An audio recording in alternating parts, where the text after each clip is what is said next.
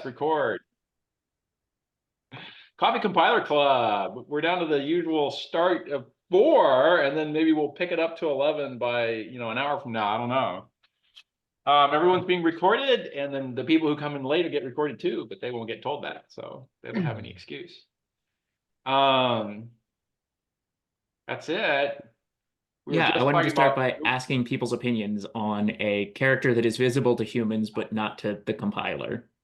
Here's So here's underscores in numbers in Python just get thrown out. So I can use them to separate every 3 digits for a decimal number. I tend to use them every fourth digit for hexadecimal numbers. Oh, that's interesting.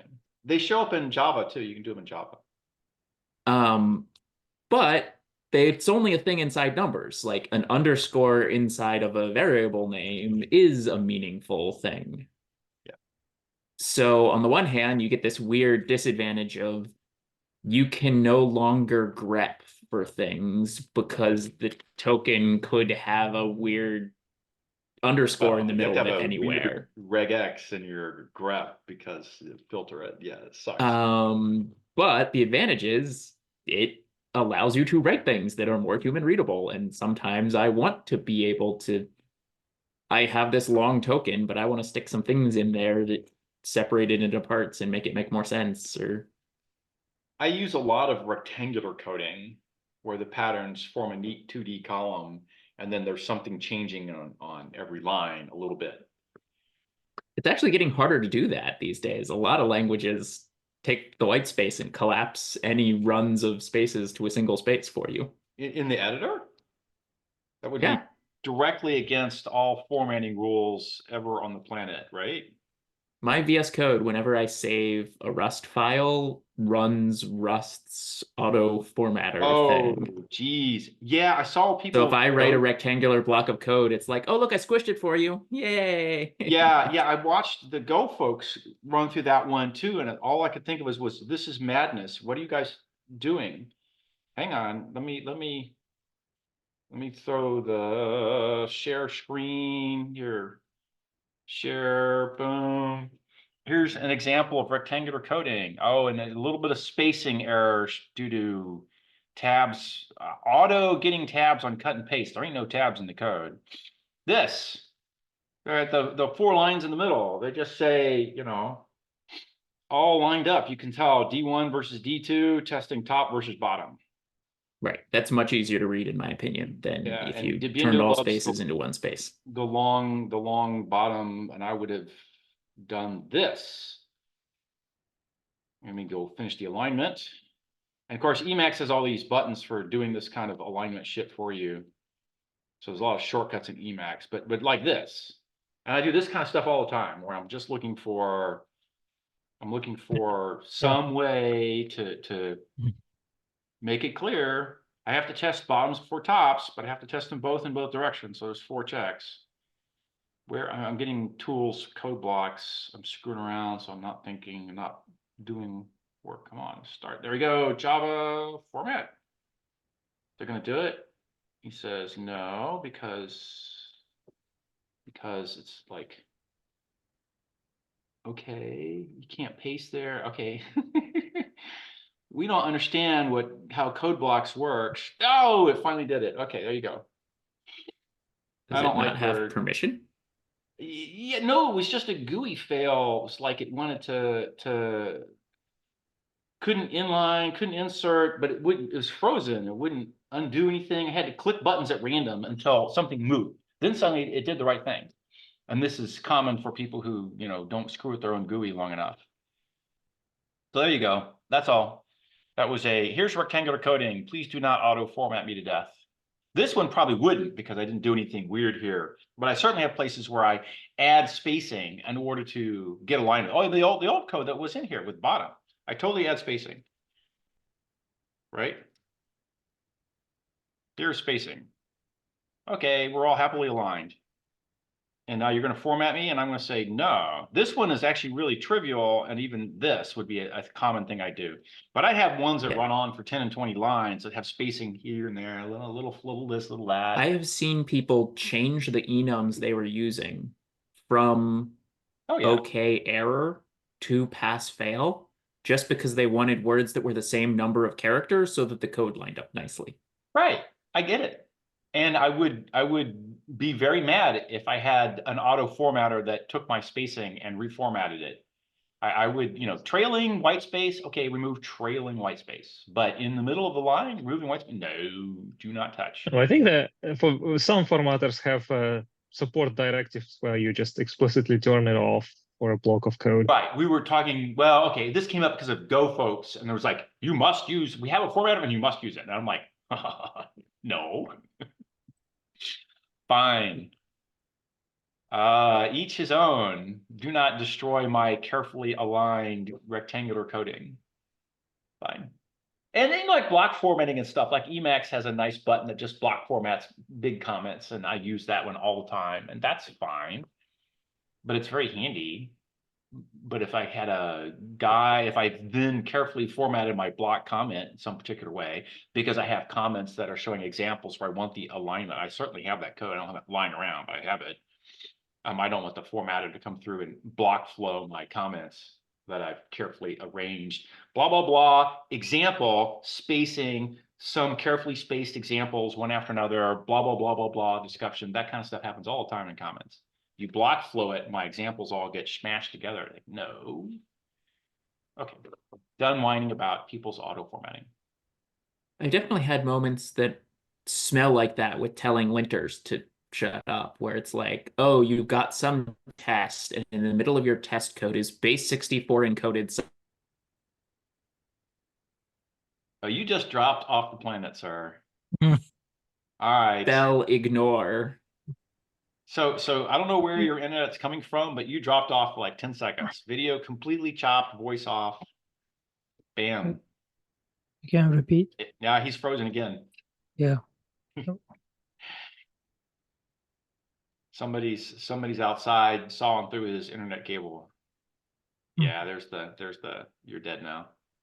And he's at home too. Like, what the hell? You back? I think I'm back. Oh, it's like 30 seconds of gone. Yeah, my code has a lot of C-spell ignore in places where I have to have a thing that it thinks is a word, but is actually the middle of a base 64 encoded blob. You pay extra money for Comcast business? I do. Yeah, I've actually had it be less reliable. I'm not using it. It was yeah. Good luck. That was one more data point. I just wanted to pick up another data point. The one that annoys me is that Sonic Fiber keeps giving me ads that are like, Sonic Fiber now available in your area. And then I put in my address and they're like, oh no, not you. Yeah, I don't have that problem. I get exactly one choice. No, that's not true. Actually, there's a bunch of radar tower people up here, and they all have 1/10 the bandwidth, but some of them will keep working through storms where Comcast goes down when the tree chops the line. So I don't know. And when it goes down because a tree chops the line, it's usually down for like days. Big storm came, 100 trees went down. All the tree chopping crews are as busy as they can, first opening the roads up, then clearing the mudslides. Then they get after the downed lines. They're getting power first. Internet shows up after 3 days. All right, fine. Hey, Okay, Adrian. where next? Some topic? Oh, whatever. So somebody asked me of the live stream. I'm like, that's like watching paint dry. You're kidding, right? So I ran the poll. The poll came back 60, 65% were like, yes, live stream. And so I guess I'll try it at some point. Maybe Monday. So on the one hand, you think people will be bored watching you code. I would. And on the other hand, there's a video on YouTube that's 12 hours of warp core noise and has hundreds of thousands of views. What? When you say warp core, you mean like Star Trek warps? The special effect sound in Star Trek that's just the background noise on the show continuously going wow, wow, wow to make it sound like they're in space, and you can hear the warp core everywhere. And someone took the warp core noise, looped it for 12 hours, put it on YouTube, and got hundreds of thousands of views. Wow. All right. So anyway, live coding is more interesting than that. Okay. Primogen gets in there and he's like, he's like snarky as all hell. It's like a comedy show for programmers. Mm. And so, you know, I can totally get watching this guy go to town. I'm not that guy. Fine. Yeah. I was just coding something this morning where I'm refactoring the simple code for doing math, and I could go show people what I did, but it's tedious, except that maybe it's not. Yeah. I don't know. It's Show us. reformatting. Do you have, if for simple, is there already a chapter on register allocation or so? No, we're not doing any cogen. So we have a SSA sea of nodes interpreter. It is wildly inefficient because sea of nodes is not intended to be an execution format. And then other than that, it's all about a tutorial on learning sea of nodes. So it's start from empty and look, I parse. Oh, look, I wrote a node. Oh, I parsed some more, I wrote more nodes. And I go parse straight from a high level language to sea of nodes and optimize while parsing. That's, you know, what C2's been doing for 25 years. So that was the goal, show people how to do it. Today's issue was Niles got a fuzzer going. We raised the fuzzer limit. He found some more test cases that I knew should be found eventually. And they require, I don't require, it was convenient to refactor, require a small test on every data computation to check that his inputs are top or bottom, and everyone has to do it. And if they fail to do it, they're not monotonic. So you have to do the test. Okay, well, I'm just reorganizing so I can do the test in one place. And like I said, this is what I would be doing when I'm paint drying, when I'm just live stream coding. Okay, fine. Is that assert always on, or you just do it when you're debugging something? No, that assert is always on. So there are asserts that are only on when I'm doing something, but your monotonic leads to really bizarre bad failures that are difficult later, and it's a cheap test, so you just leave that one on. That's a new type value is an old type value, so it's monotonically improving. And the is a test is meet equal the other side. Equals is 1 clock. Meet is a little bit, not much. Anyhow, the test that is expensive that I turn on and off is the one that says the work list has everybody who can make progress. So to do that, I go ask everybody, all of the whole program, can you make progress? And then if you're not on the work list, can you make progress? Well, that goes quadratic instantly because every step on the work list, I stop and check the entire program. You're either on the work list or you don't make progress. So suddenly you're n squared. The AA version's more like Quartic or something brutal. So I don't do that one all the time. That's you go ask for it. The current simple stuff is mostly small, except what the fuzzer spits out. So we mostly have a halfway aggressive version that checks after a transform has happened that everyone's on the work list or they don't make progress. So you can catch a transform.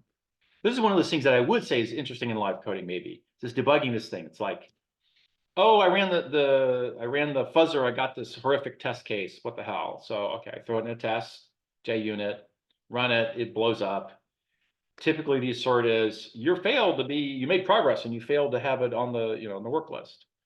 Well, there's a counter in there. You can just look at the counter and set yourself up to match the counter, rerun it in the debugger, stop at the one thing, step through it, see which people fired, the people did a neighbor more than one removed. We talked about this last week with Darrick here, and failed to get on the work list. And I left some of those in the code, knowing they were there, specifically to figure out what it took to trigger them. And the answer is it takes the fuzzer a while to get there, but he's kind of getting there. So So is that a interesting debugging strategy? Leave known bugs in the code so that you're validating the quality of your tests.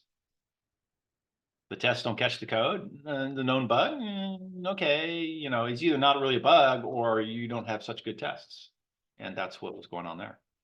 Yeah, I definitely do that, especially if I find a bug then I make the reproduction before I fix the bug. Exactly. Yeah, I'm pointing this direction because that's where you show up on my monitor. But yeah, exactly. Step one, you crash. Step two, get a test. Yeah. Now, Yeah, one twist to this that we do is sometimes we would go and change the fuzzer grammar to find the bug. So not just like add the test, but make the fuzzer generate the test make in the random buzzer search catch process. it every yes. Yeah. Yeah. That's Like, interesting. and if it didn't, well, it just didn't generate this kind of structure before. So let it generate this kind of structure. Yeah, we're just leaving a big hole in their testing. Yes. I think it's a great idea. I haven't looked at the fuzzer grammar generator to figure out how to do that yet. So at the moment we're still catching things, but it's taking more test runs now. Yeah, I spent a bit of time looking through Simple and looking at the fuzzer and the evaluator and stuff because I want to replicate some of this stuff. And actually, I think the fuzzer is very similar. It's a different strategy, but it's very similar to the strategy that things like, Clojure has this generative testing library called test check, but it's based on the Haskell quick check. And that's this sort of random testing library, and it has all these tools that allow you to do shrinking as well. And I saw there was even some sort of, I didn't look at the code for this, but some sort of it does. function. I wonder if I might have some lying around here. I liked Clojure's test check, but it made me write a whole bunch more types than I was used to so that it could generate things that actually made bad stuff happen. Oh yeah. So I unlike Simple, I'm ingesting Python, and since I'm not so insane that I want to try and parse Python, I use Python's AST parser. So I'm ingesting from an AST. So I think that the AST is my entry point to generating code, and then I don't have to make it syntactic. I just can. So I threw in the doc. I'm gonna share the doc. I threw in the doc an output of the fuzzer where he gave me a stack trace. It's due to my current hack that I'm mid hack on, so he should have choked. Everything will choke. And then you see the first run of the code, and then there's the reduced version, which is, it's pretty ugly looking. It's obviously fuzzer shit. While 0 equals 0 equals 0. What the hell? While 0 arg 0 equals true, arg equals another Boolean test. Wow. What the hell? Okay, fine. So it's nasty. Even reduced, but But that's pretty good. Yeah. Oh, for 10 seconds worth of effort, that's really nice. And it does seem to have minimized. Yeah. Oh yeah, totally. Yeah, I'll cut and paste. Once I'm done with the obvious breakage I just introduced, I'll take whatever next test case and I throw them in. Chapter 9 test has a bunch of fuzzer ones that showed up, and they were all mostly around. Let me see if I can. This makes sense to put this up on another share here. Fuzz 0, fuzz 1, you can tell they're all like things. There was a lot of games played where the code was dead while parsing. The parser was parsing code, and the parser knew the code was dead. So he had to generate looking, because he was the parser, he doesn't actually know the code is dead. He's generating code that is instantly dead and instantly optimized to be dead, but he has to survive parsing while he's doing it. So that was what he was finding, a bunch of these things. So let me, oh, this guy, let me do it this way. It's probably a little easier. Chapter 9 test, yes. So do you have an opinion on the, if I say while true empty body? Oh, there's a bunch of things. Yeah, you mean empty like body says you can remove the whole while loop. While true says this is an infinite loop, everything after it's dead. While true, nothing. Right, the peephole doesn't remove empty infinite loops. It's a trap. You fell into the trap, you're stuck in the trap. Let me try again here.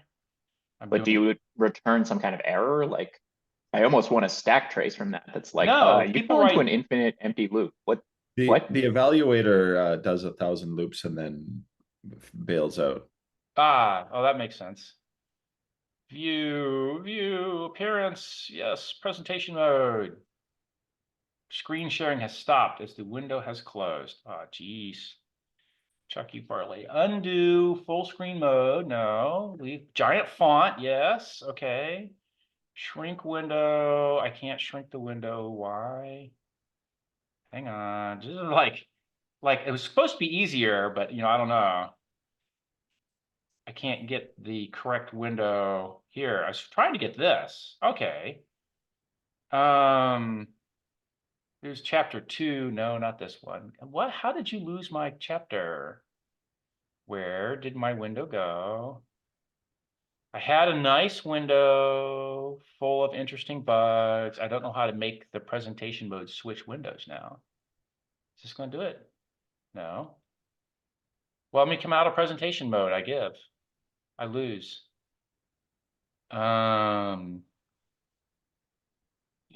All things. Okay, the debug window went hog wild.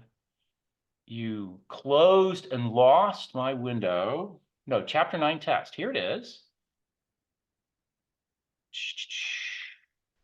God. Okay, here's the window. Now let me see if I can get this. What do you do? I thought you used Emacs. I did. I thought I would try to do the IDE version as a quicker way to get a proper font size, displayable, editable thing. Oh, here we go. It took longer than using Emacs to get a displayable thing, not less. It's pretty common.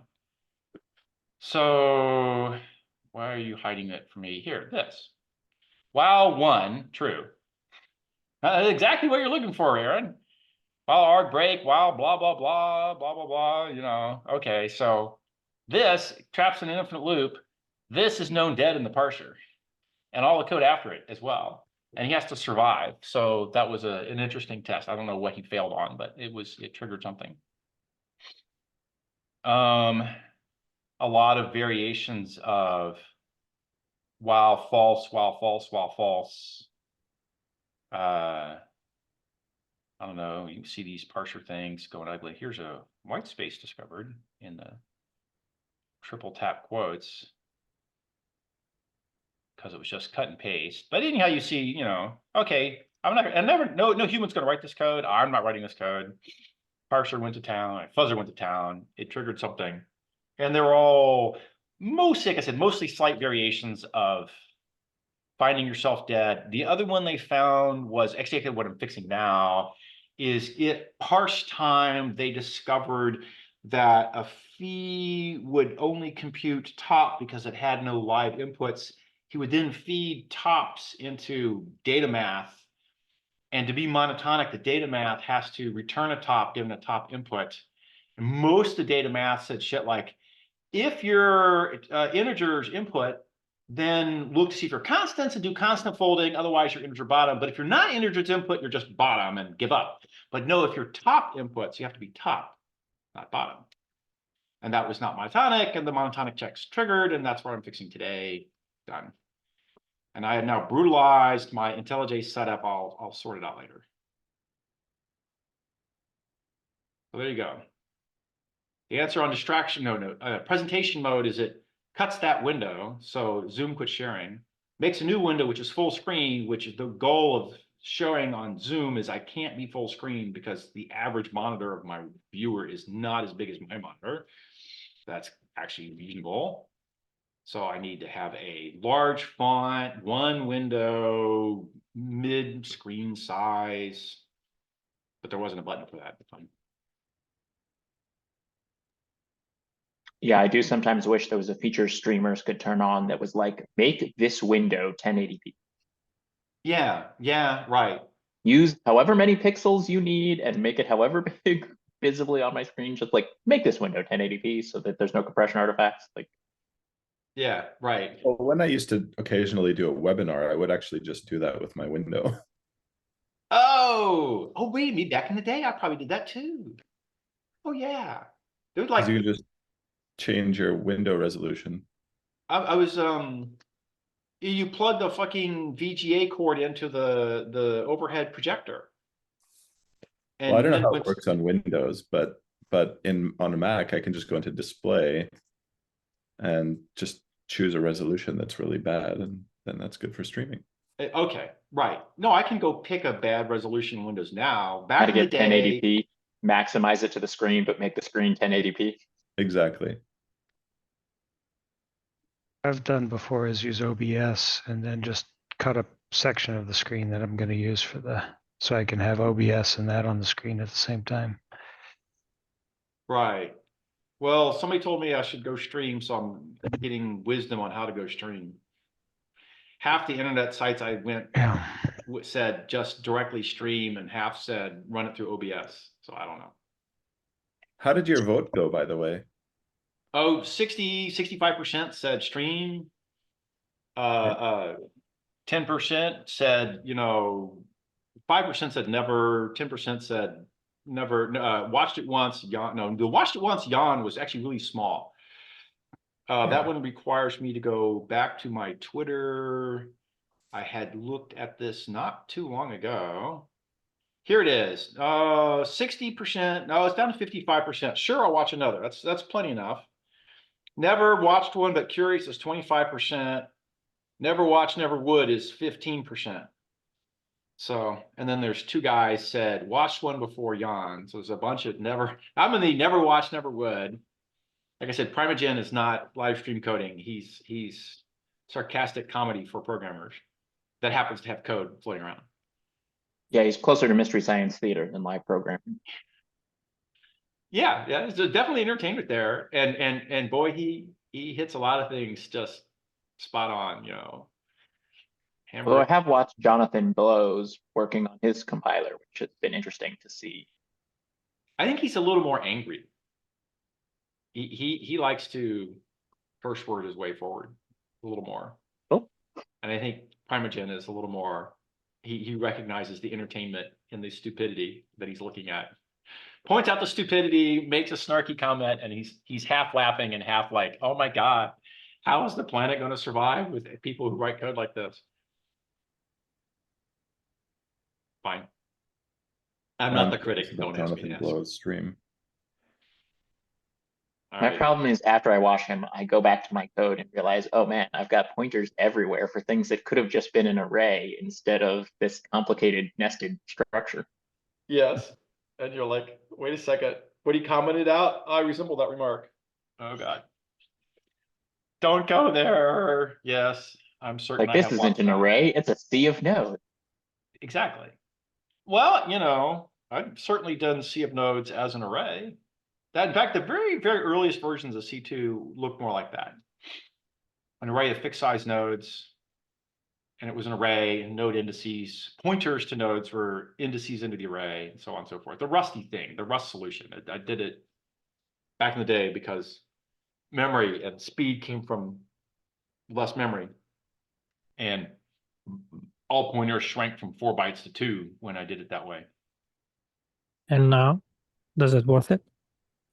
No, it adds a layer of indirection that makes life harder to read. So I just pay the 4 bytes and live, and then if people want to do 8-byte pointers, they do.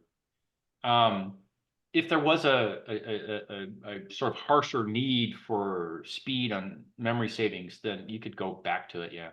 One of the things, other things going on is C2 went through a jump from 2-byte node numbers to 4-byte to support compilation units with more than 65,000 nodes. The typical compilation unit has some hundreds to some thousands.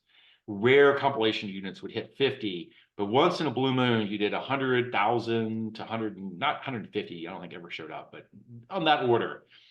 But as soon as you went over 65K, you ran out of node numbers, so you blew up and died, couldn't do it. And why were you that big anyhow? Well, some machine-generated code. So we would just bail on the machine-generated giant functions, and then somebody would bitch that their machine-generated code never got compiled. Dude, chop up your machine-generated code. I don't know. So C2 took the hit, and it slowed down again. When I first wrote it, it was, I won't say as fast as C1, but it was pretty fucking fast. And then it kept picking up things that slowed it down, because whenever push came to shove, I can, slow the compiler down by 10% or speed up the executed code by 10%. And the answer was always speed up the executed code.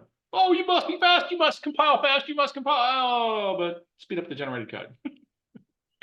I heard that very exact sequence of emotions a dozen times over it's done. Oh, the compiler is so slow. Come on, it was fast, but the generated code. Fine. I ran across that on a Java puzzler once that had expanded out the sum of all of the numbers from 1 to 10,000. And then expanded out the sum of all the numbers from 1 to 100,000. And it's like 1 nanosecond for the first one, and then milliseconds for the second one. Yeah. The first one And was it's like, well, the first one got constant folded. yeah, however long it took the compiler. And that one, if it's just sum of numbers, C1 would have done that. It just swallowed that one up. Yeah, and the second one was like, we're not going to compile this. That was the benchmark wars, all the early benchmark wars, the really stupid ones. They would run a stupid loop and get a number, and then they would declare frobs per second, or whatever Bob moops per second, whatever is the stupid number, bops per billions of stupid things per second. And the answer, of course, was it was 10 milliseconds to interpret for 10 milliseconds, 10 milliseconds to jet, constant the answer thereafter. So the running time was independent of the loop count.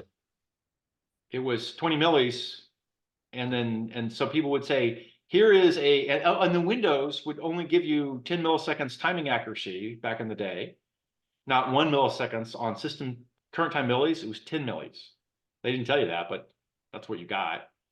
So they randomly got 1 or 2 on their millisecond run, independent of their count. So they randomly divided by 1 or divided by 2 of their number, which was, 1 iteration, a million iterations, a billion iterations, didn't matter. And they got a random number out. And they didn't know that it was random. And then they folded it into a geomean. And then you looked at the numbers out of the geomean, and it hid that some of the benchmarks in there did a reasonable number. Some of them were just giant random numbers, and the giant random numbers swamped everything else. And okay, guys, my moves per second is faster than your moves per second, but they're both just random numbers. What the hell are you talking about?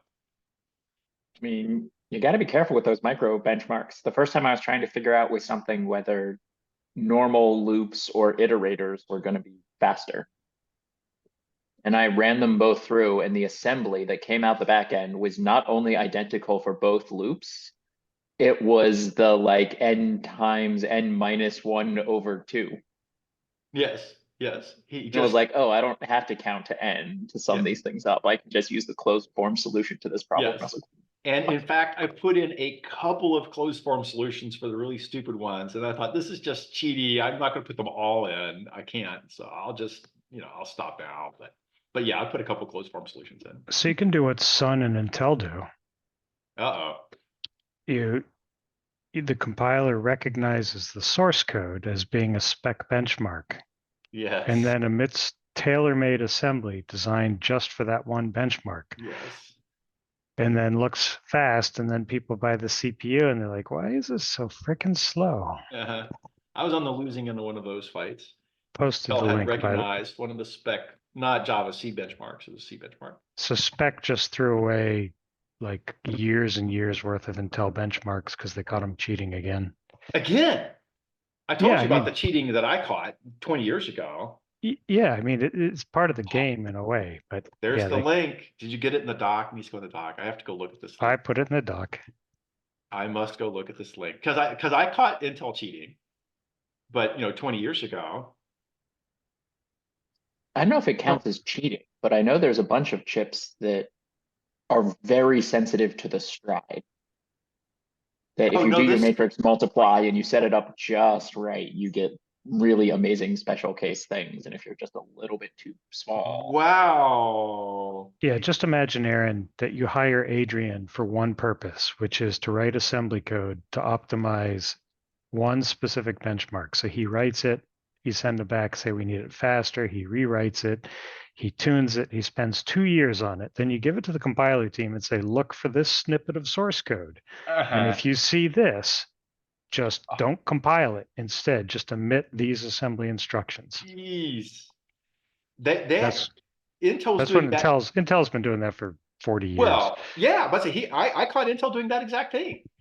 And I broke them by writing a function with that method and different semantics, and they would pick it up.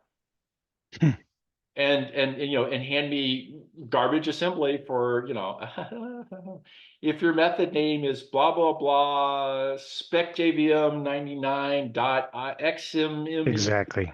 dot whatever, then emit this. No, Yeah, because and we it doesn't were mean their chips are bad. It just means that they cheated the they cheated the benchmarks. benchmarks. Yeah.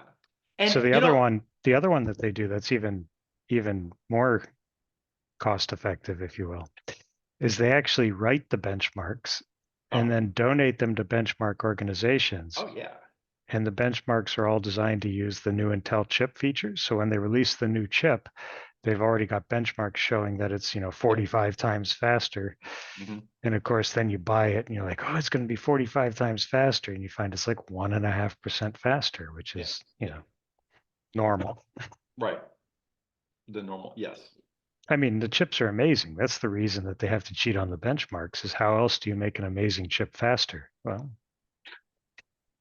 This it's just a stupid thing because you're already amazing. Why the fuck do you need to cheat? Goodness gracious. because the variable cost per chip is about $1.28 and they want to sell them for about 2,000. It's a really, really simple thing. Well, I know they're printing money, but that's fine. Yes. They have weird upfront fixed costs for Yeah. fabs that mess Yeah, with. $30 billion fabs and Yeah. dollar chips. But There's an issue there. Yeah. You're not making that up in It's always volume. weird economics when initial development cost is infinity and marginal cost is 0. so Samsung, which cheats in the market by price colluding, they built a $15 fab. They make great flash memory, but then they control the flash prices by colluding on the prices. So they get caught every couple of years by the U.S. government. Yeah, I think the last one was 3 years ago, but I mean it's been going on for like 40 years in different ways. They were price fixing on LCDs.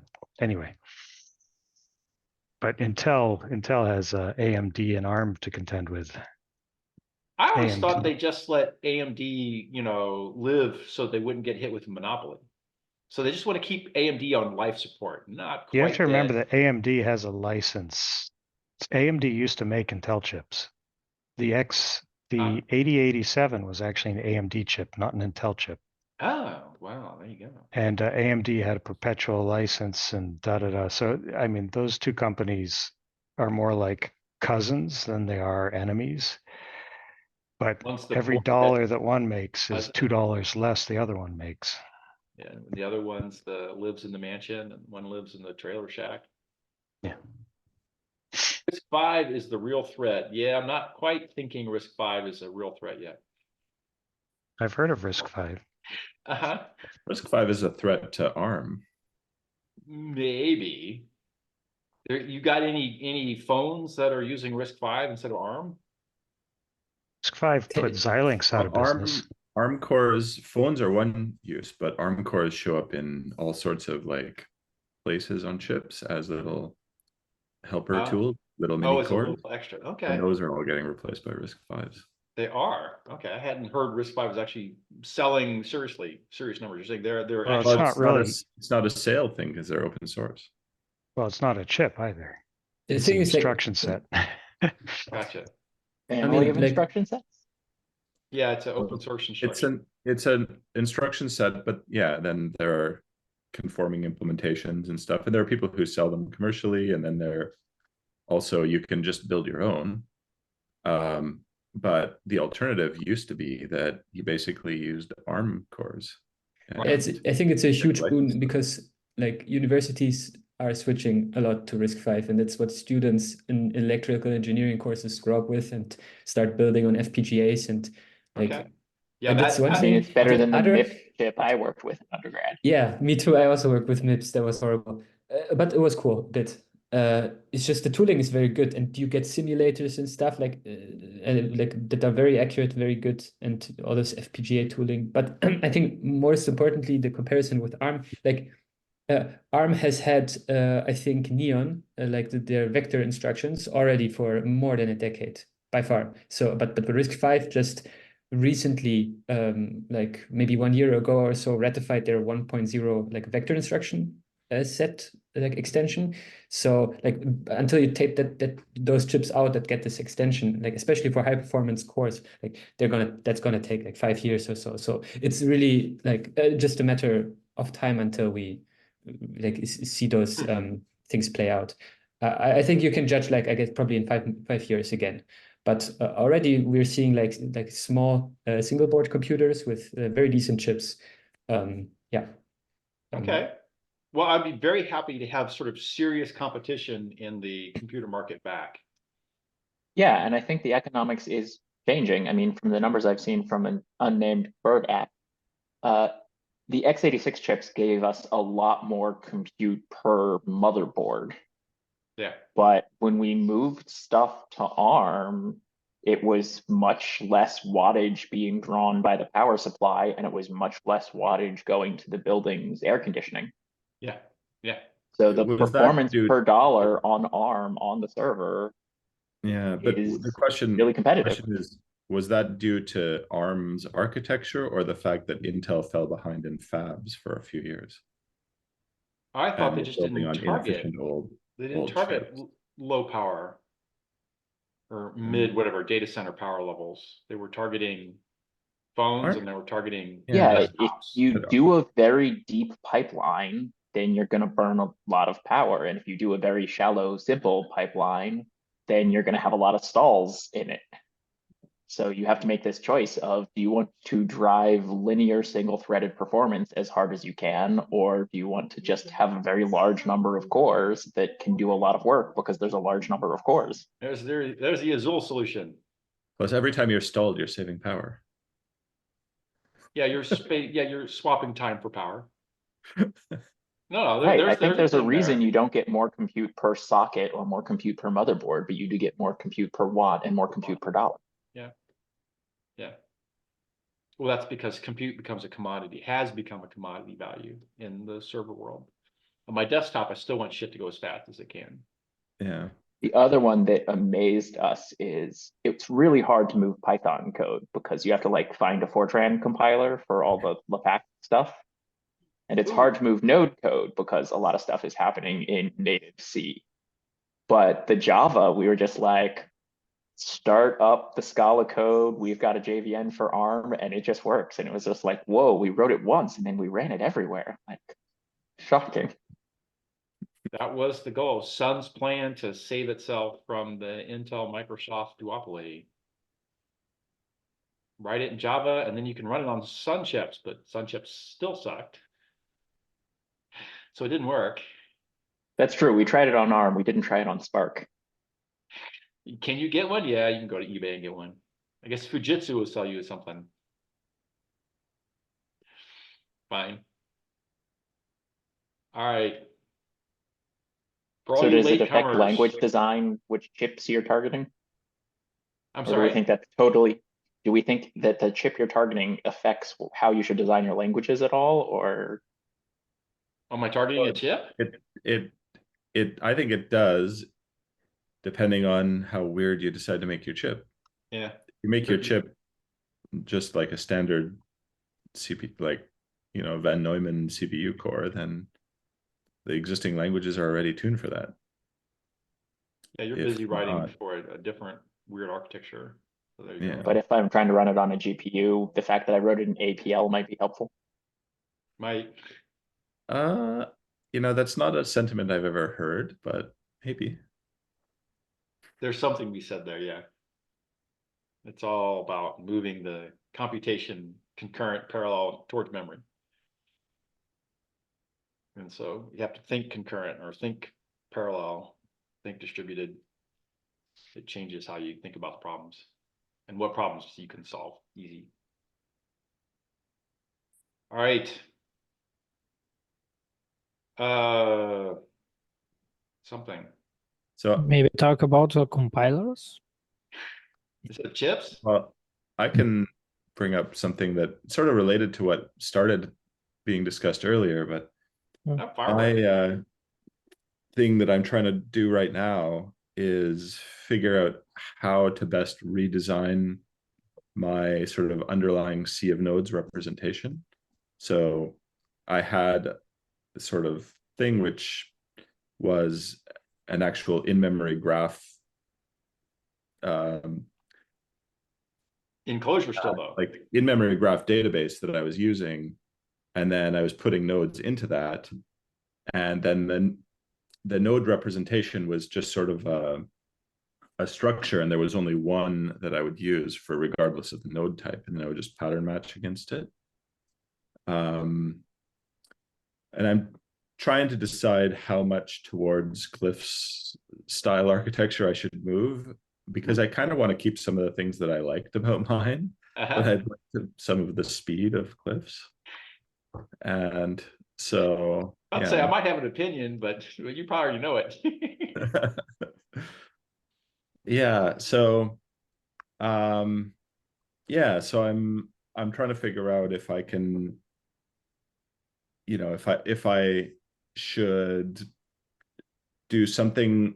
Well, I'm thinking that I'll write a class hierarchy in Java, and then I'm trying to decide whether I should do it as like how big to make it, if I should sort of make it based on sort of node shape. So like, and every sort of 2-operation node has the same class that's using, and every sort of, I have some nodes that are kind of complicated, like some of the, especially ones that represent internal ops. You know, those might be specific because they have like 14 argument, sort of 14 defs. Call ops get weird often. Yeah, so, or if I should really go all out and have like, you know, an add node and a subtract node and every kind of node individual, which is a lot more Java coding than I would like to do. Because I have a lot of node types. You have a binary op that does add, subtract, multiply, divide, and later less than, greater, and int and float and double precision and blah blah blah, and you have 47 of them. Then you could have a node that was a binary op node, but then it has some tag inside of it that says, here's how I constant fold, and it varies whether I'm integer add and floating add and da da da. Yeah. At that point, I just said, yeah, I got a bushy hierarchy and spam it out. Today's hacking on simple was exactly me putting in the 2-input data node, well, 1 and 2 input data node hierarchy point, so I can move add, subtract, multiply, divide underneath it and get commonality on lattice for tops and bottoms, but then still have a virtual call for the actual add or the actual multiply. Yeah. And I'm trying to decide whether to bring in some, so this graph library that I was using underlying the graph database that I wrote is called bforcan, and it's pretty nice, and it has this concept called linear versus forked, which is basically toggles a data structure between immutable and mutable. And it's a little bit complicated in the implementation, so I'm not sure if I want to do this, but I was thinking it would be nice to have the immutable data structures, but I don't know. I'm trying to decide whether the amount of node code I use to manipulate graph edges is fairly limited. Yeah. There's a, you know, chase it forward, chase it backwards, iterate either way, add and remove and find, and 1 or 2 other slight variations, and I'm done.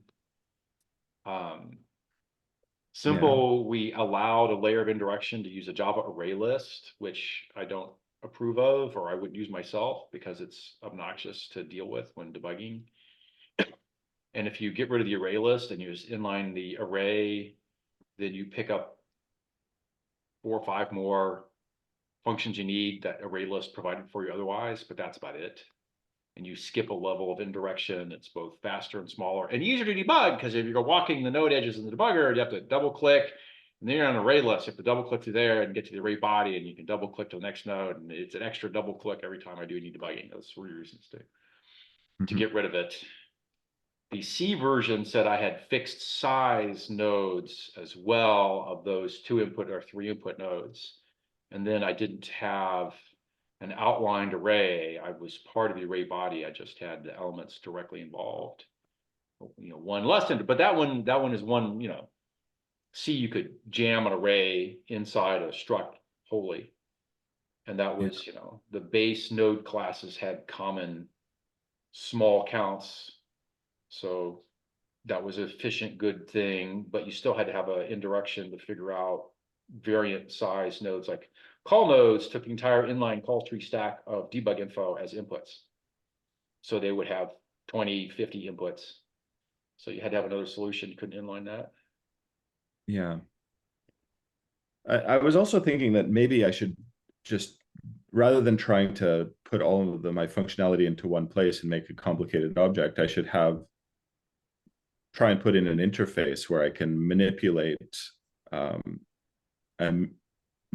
a mutable sea of nodes representation and have it very kind of Cliff style, or manipulate an immutable one where it's more the style that I have, and then switch to that one if I need to be debugging. But I think that's a lot of extra work, and I suspect that the paths become so different that I'll just end up having to debug both. Yeah, that won't help. So that's because when you go to the immutable style, you're actually changing a whole bunch of concepts all at once. You want to keep the gradual mutation of the different variations of the graph. You can see all versions, past, present, and future. Yeah. Which the immutable one, you've lost it. For me, when I lose it in the immutable one, I still maintain certain variants, and then I have testing set up so that I can conveniently get back and reproduce and narrow down as to who done the bad thing. Yeah. I don't get to look in the past, but I do get to recycle in a fairly tight spin loop. Yeah.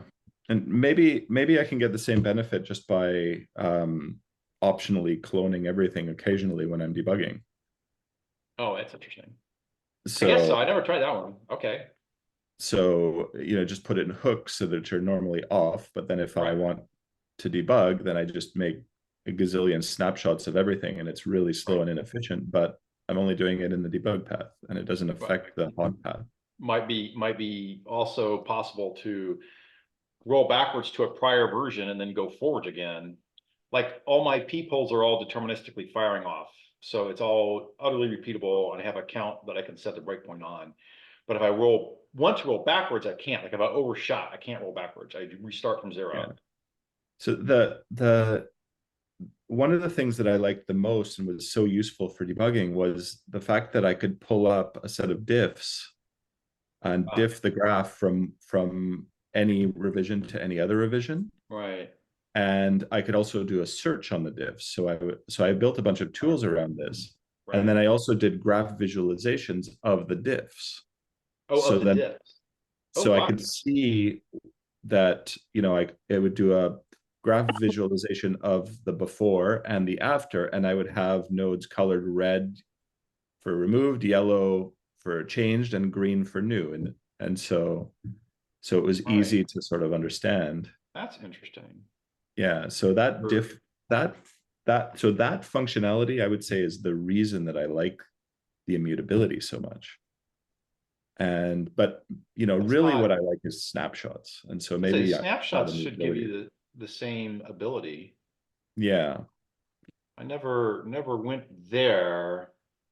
Like the usual debugging strategy is I realized a crash and I dumped the graph and I look and it's clearly butchered.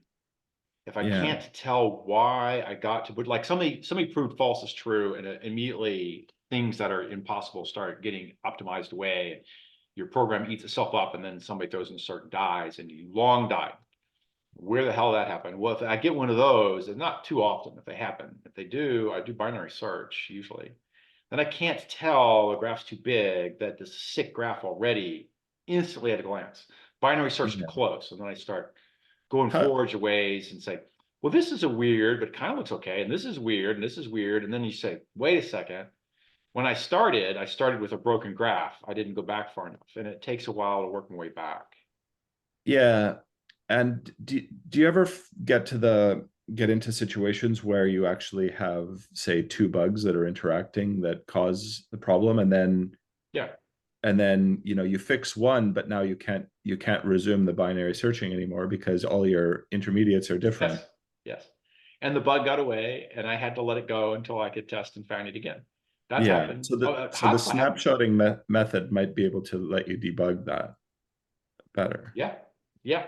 No, what I have done for those that I knew was an issue is I worked my way down to I knew I had a bug. And then knowing the bug, I went back without the fix, got myself in the wedge state and tried to figure out the second bug.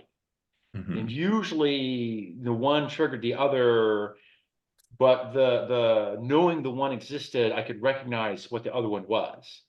The common being is I was failing to be monotonic over here, but to get to this weird state, the first bug butchered the graph weirdly. But if I then looked at the second bug after a while, I'm like, that's not monotonic. I could just eyeball it and say, okay, I'll throw a monotonic assert on that guy and see if I can trigger it some other way. And I'll go fix this guy. But I know, and then monotonicity bugs, by the way, I can always reproduce in a short test case. And 10 minutes of writing a test case, I can reproduce those. I just make a node and then make a bunch of types that I know are the case points and feed them through it. Yeah. Fine. An interesting possibility would be maybe can you serialize the CF node back to source code, because most of the optimizations are amendable, are representable by the source code. If you mean, let's say, if you specialize, you can emit back the function with the specialized values. If you inlined, so you can paste the body of the function you have inlined. But if you look at simple and the debug print, the standard default debug print, for any particular variable will be a source-like printing of the graph, but it doesn't work around complicated control flow. And it doesn't work if you've got a broken graph. So, I mean, in the sense that it doesn't make any sensible source code. So those kind of reverse it to source code things. I've had people ask and try and stuff, and it's like, kind of, sort of. One of the things I would like to try if when I have time to start to experiment with CF nodes is to, when you parse code, you parse it like abstract syntax tree, but you have in the syntax tree a node for a CF nodes. So you have no syntax tree in simple. We go straight Yeah, from. but if you when you parse code, you parse it as a abstract syntax tree, and you parse it as a CF nodes simultaneously. So Okay, we could, but we don't. We're not. yeah, of course, Okay. but that would be an interesting point, because you have a source of truth, if you will, as a syntax tree, and all optimizations can be reversed back. Okay. No, they can't. Why? That's the point. Yeah. Why? And I think the problem, I think you can probably do these things at early stages of the pipeline, but as you lower, you go further away in the abstraction level, and your optimizations are now things that you just cannot express at the abstraction level of the original language. Like you start commenting things between, I don't know, different low-level operations, like your type checks, you start commenting things between them. How do you represent this in the source language? If you have a tree, an AST tree, and then you do a bunch of common sub-expressions, you end up with chopping that tree up into lots of tiny trees. Well, if you have tiny trees of depth 1, that's a sea of nodes already. So there are operations that But if you can do machine code generation, can't you do source code generation the same way? No, but I don't get back to a human written like source. There's no reason read like assembly. Suppose I pick a backend that I want to be a C backend for simple. I could totally spit out C code. Would it be the C code a human would write? Never.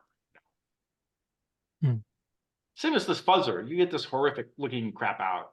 It's correct. It's syntactically correct. It runs. Blah blah blah. Is it something that's going to write? No. Is it what you want to read and debug? No. So that's what you're running into. Yeah, it's just like Arthur said. In the beginning, yeah, some of the things you do, pretty easy. You can do map back.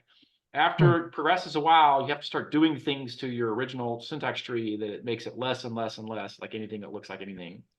I did Right, something but like I would this still in- argue in the same way that people use God bolts. There are developers who would rather look at you spitting back out an assembly like that language. Totally.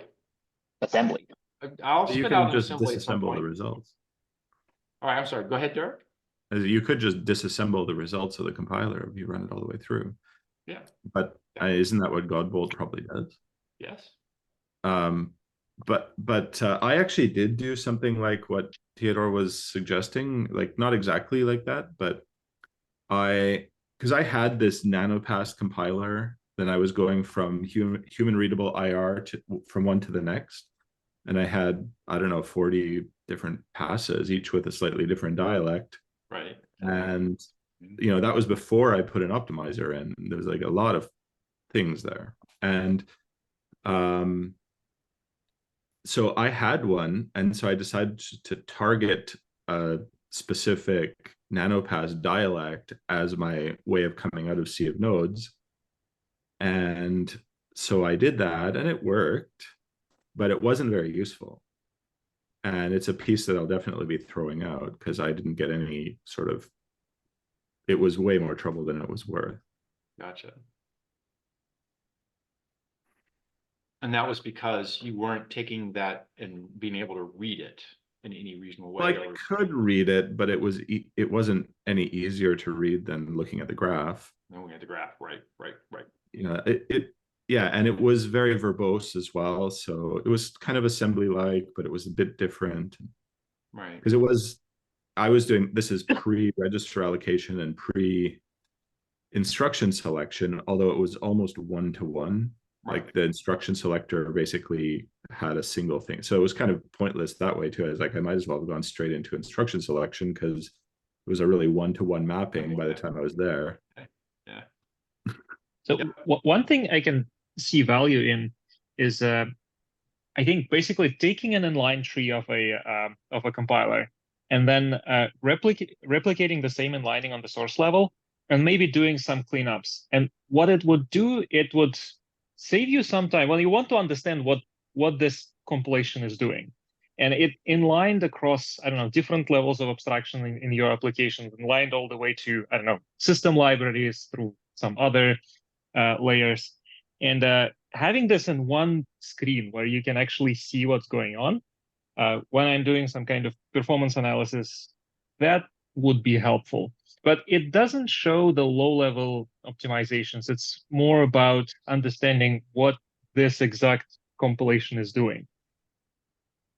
But if you go to source code, you aren't concerned with the low-level details of execution, how exactly are represented.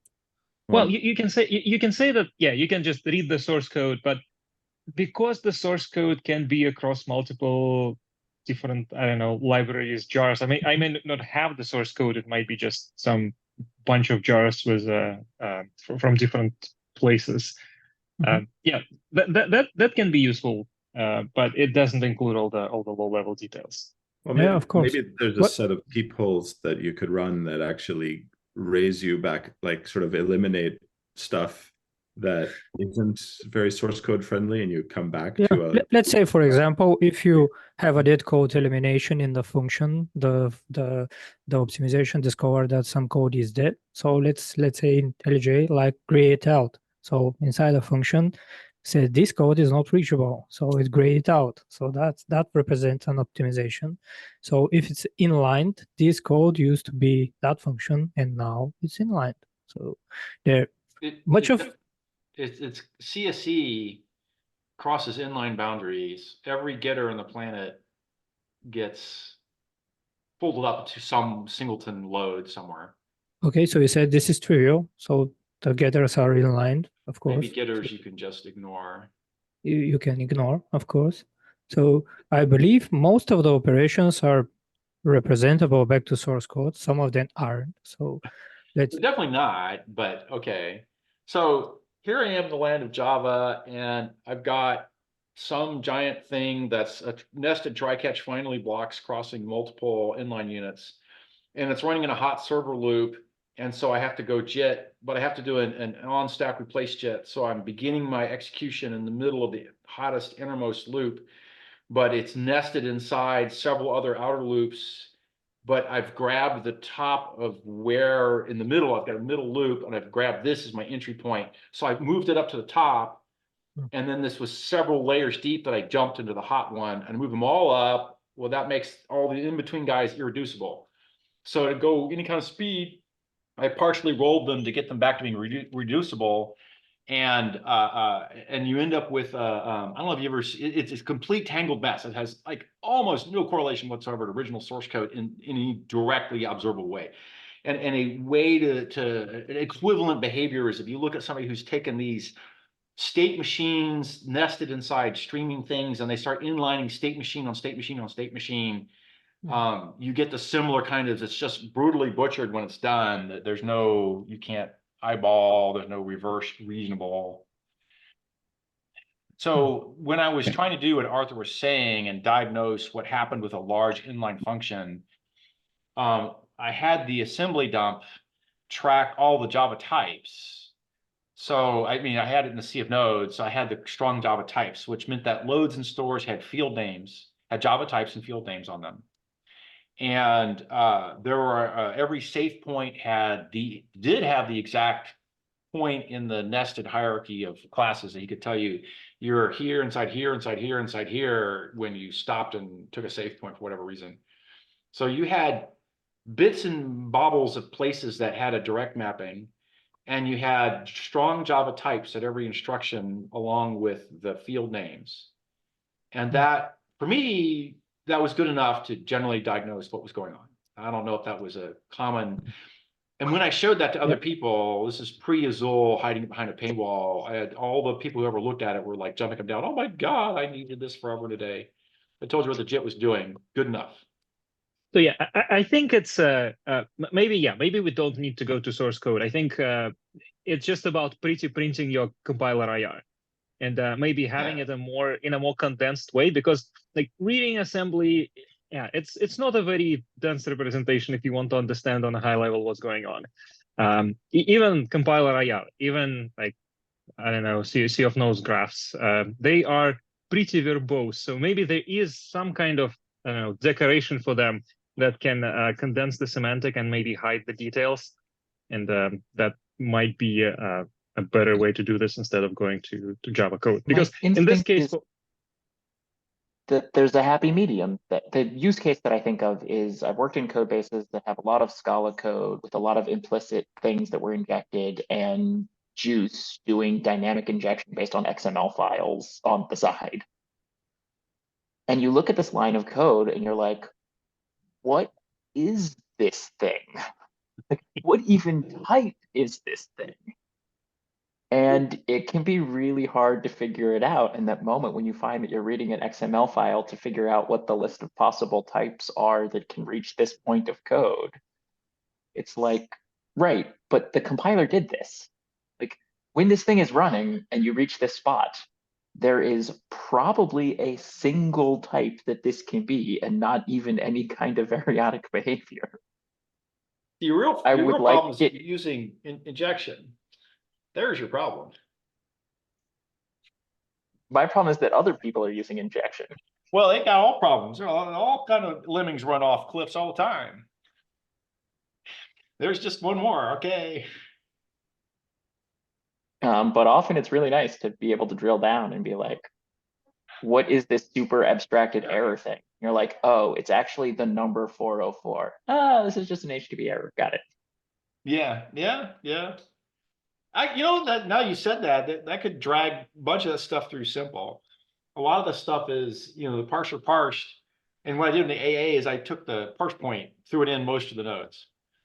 And then the optimizer comes along and folds nodes, this and that. And he doesn't pay too much attention because it's just standard debug info. But you could semantically carry along parse point info along with most transforms.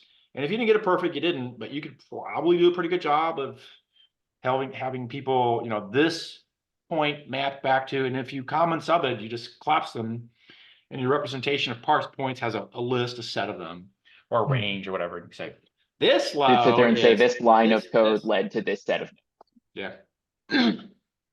Back to the idea, keeping a high level Yeah. parsed code and Yeah. push it through the optimizations. Push it through all the optimizations as much as you can. Yeah.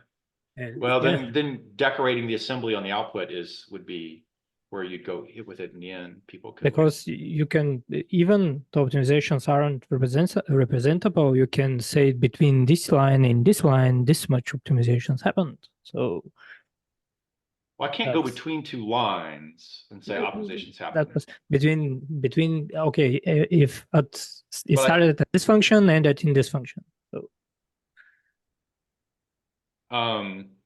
it is generally not the case that I have a function boundary when I'm done okay, inlining, or any set of function boundaries. There's safe points between okay. two safe But points. I can tell you Save something. points aren't representable exactly in the source So code. safe points are exactly representable in the Okay, source code. That is their point. so well, But they're So pretty far you- apart.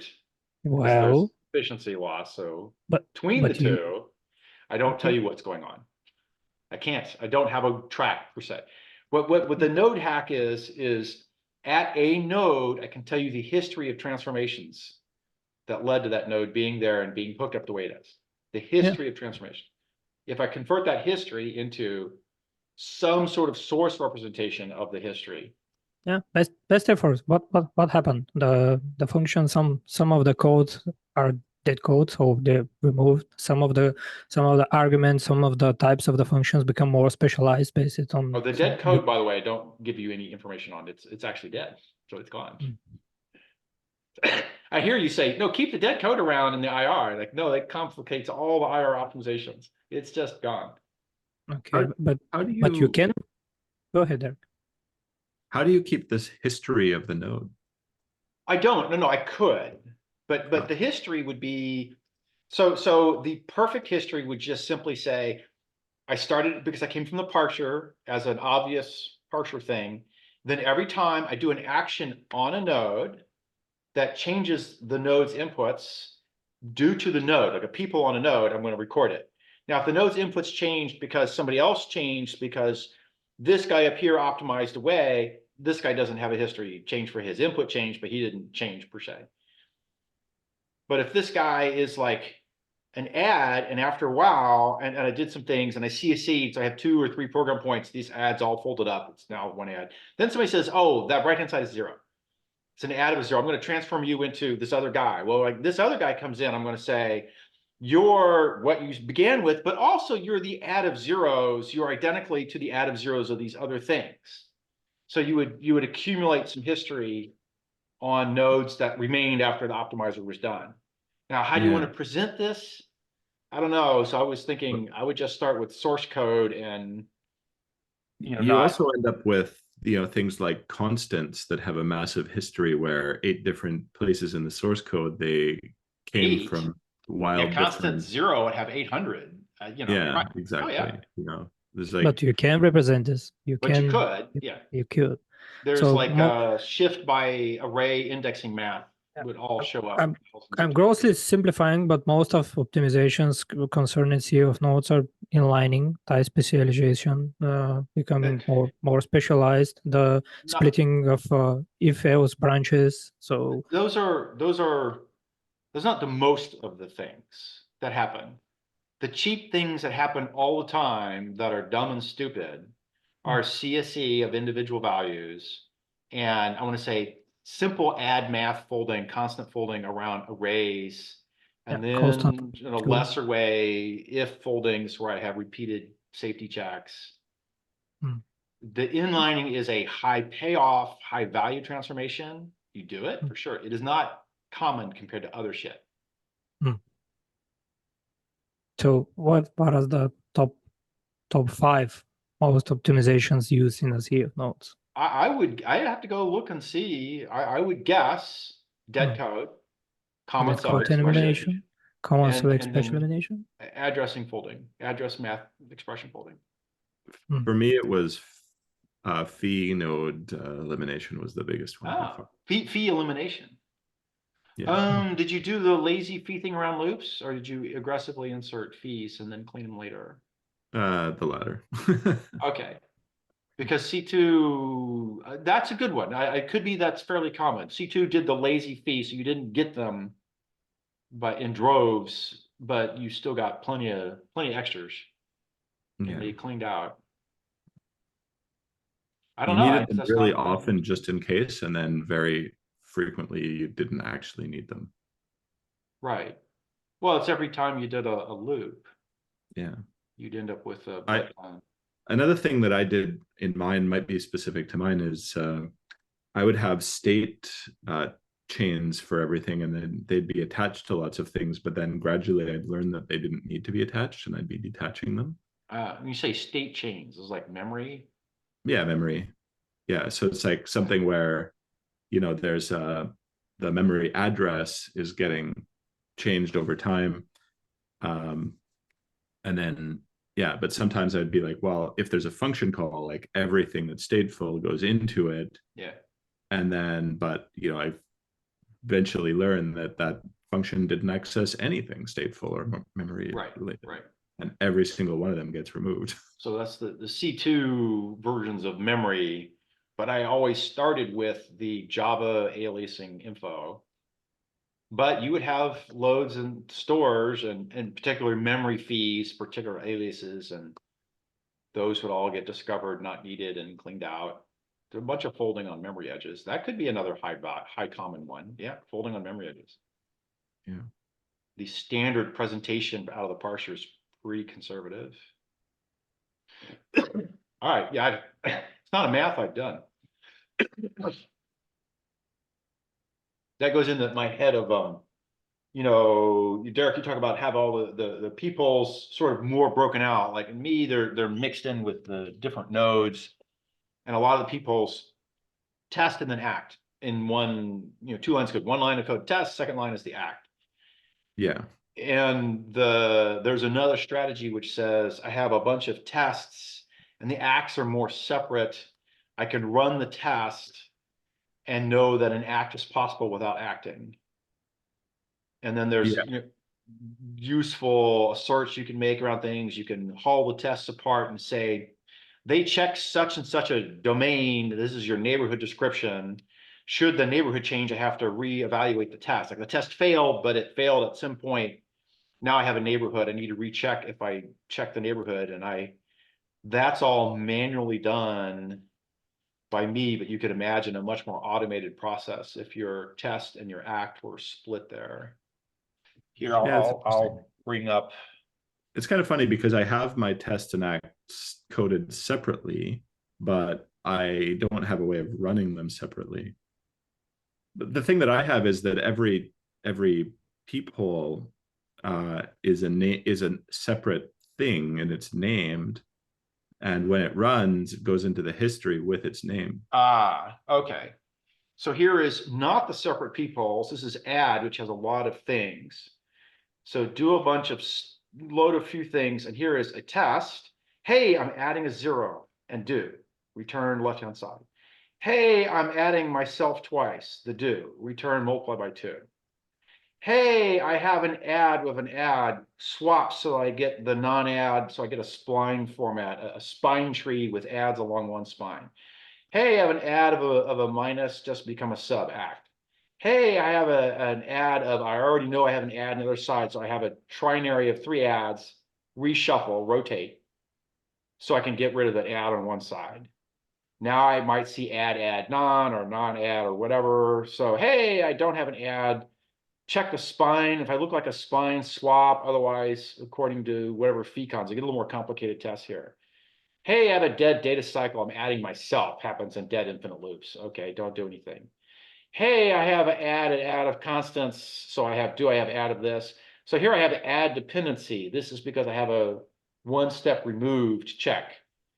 So left-hand side is already one step. Left-hand side of N2 is the second step. Now I need a dependency. This is a fuzzer found. I knew it was here. I was waiting for somebody to find it. Fuzzer found it. and then reshuffle so that you get add of two constants, and I'll let the add constants fold up the con1 plus con2 I just highlighted, fine, and so on and so forth. So I have a whole lot of test and act, test and act, test and act. And I can imagine a scenario that said, well, what you're doing, test is separate from act. Then I could go intelligence on the test that said, hey, I need a dependency here because he did test of an extra step removed, and I wouldn't have to manually add the dependency in. And my test would look more like left-hand side is constant and right-hand side is constant, left-hand side one removed, and here's the act, and the what are my dependencies is not a thing that I would have to have in the people. That's what I'm wondering, if there's a strategy here. The game with simple is that I've cleaned up a lot of the stuff that C2 did way more complicated because the first Go 30 years ago, 25 years ago. My wife wants me to answer a question right away. Sure. So when we look at this example where we've got this add dep, it seems like not very worthwhile to add a bunch of mechanism in there to get rid of those, 8 characters that you typed. Okay, let me scroll down some more. Yeah, exactly. You're right. Let me go down here. Here's phi-con, which says, do I have a phi of all constants, or an add of a phi of all constants, or a constant, or a phi of plus? So this is the top of the add. This is a little more complicated. So now in here, I'm like, hey, I'm already going to go one step based on this. This may be 0 steps or 1 step removed. So the left-hand side, right-hand side is either 1 or 2 removed. 1 removed I always do already, bulk blindly, but 2 I don't. So now I'm like, okay, so this is either 1 or 2. I don't know. So it needs a dep or not. I don't know. So then I'm coming through and say, hey, do I got this situation to rotate, blah, blah, blah. Oh, run. Is this a phi of a constant of 2 or 1 steps removed or not, or something, and roll through here and blah, blah, blah. So ultimately, here's the giant rotation that lets me fold constants up through a phi. But I had to pass a dependency into phi-con. Is this a phi, and the phi is all constants? And where'd my add dep go? All cons go to here. He took a dependency. Hey, there's some cutouts for your stupidly and broken. Oh, go again. Oh, here is this and this. Here's the add dep. So I'm like 4 or 5 layers of calls removed to find the bug that I knew had to be there somewhere. And I was waiting for a good test case, and I got it. And then maybe I got it right. But it's complicated enough that I could ponder having somebody else, smart tool, watch me somehow as I step. Like every step I had to go through the tool that counted the steps. And when it went enough steps, he started, this test is asking questions 2, 3, 4 removed. So I couldn't follow what you were doing. Yeah, exactly. Going through that. Could I follow? Jesus, it was a bitch to follow. Right, but so I can't really say, is all of that code that you just stepped through, the whole point of it is to get to that add dep or not? No, the whole point of it is to get a true and a false out of, I am merging all constant inputs. I have all constant inputs. Because the ultimate, well, backing up a layer, the transform I'm looking for is, I have a phi of some count of adds of constants. I want to get to a phi of adds of constants. So I've started with an add of a constant, but the add is of a phi.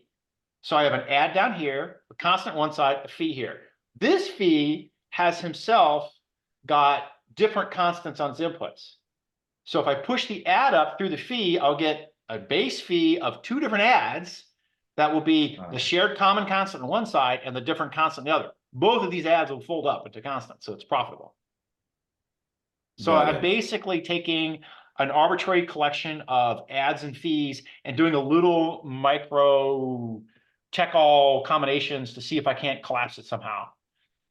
And this kind of behavior is very useful for cleaning up addressing math around arrays. Like on the left arm, I did a sub I plus 1. The right arm, I did a sub I because I'm doing a fucking bubble sort or something stupid. And you want to shuffle the address math around and clean it up.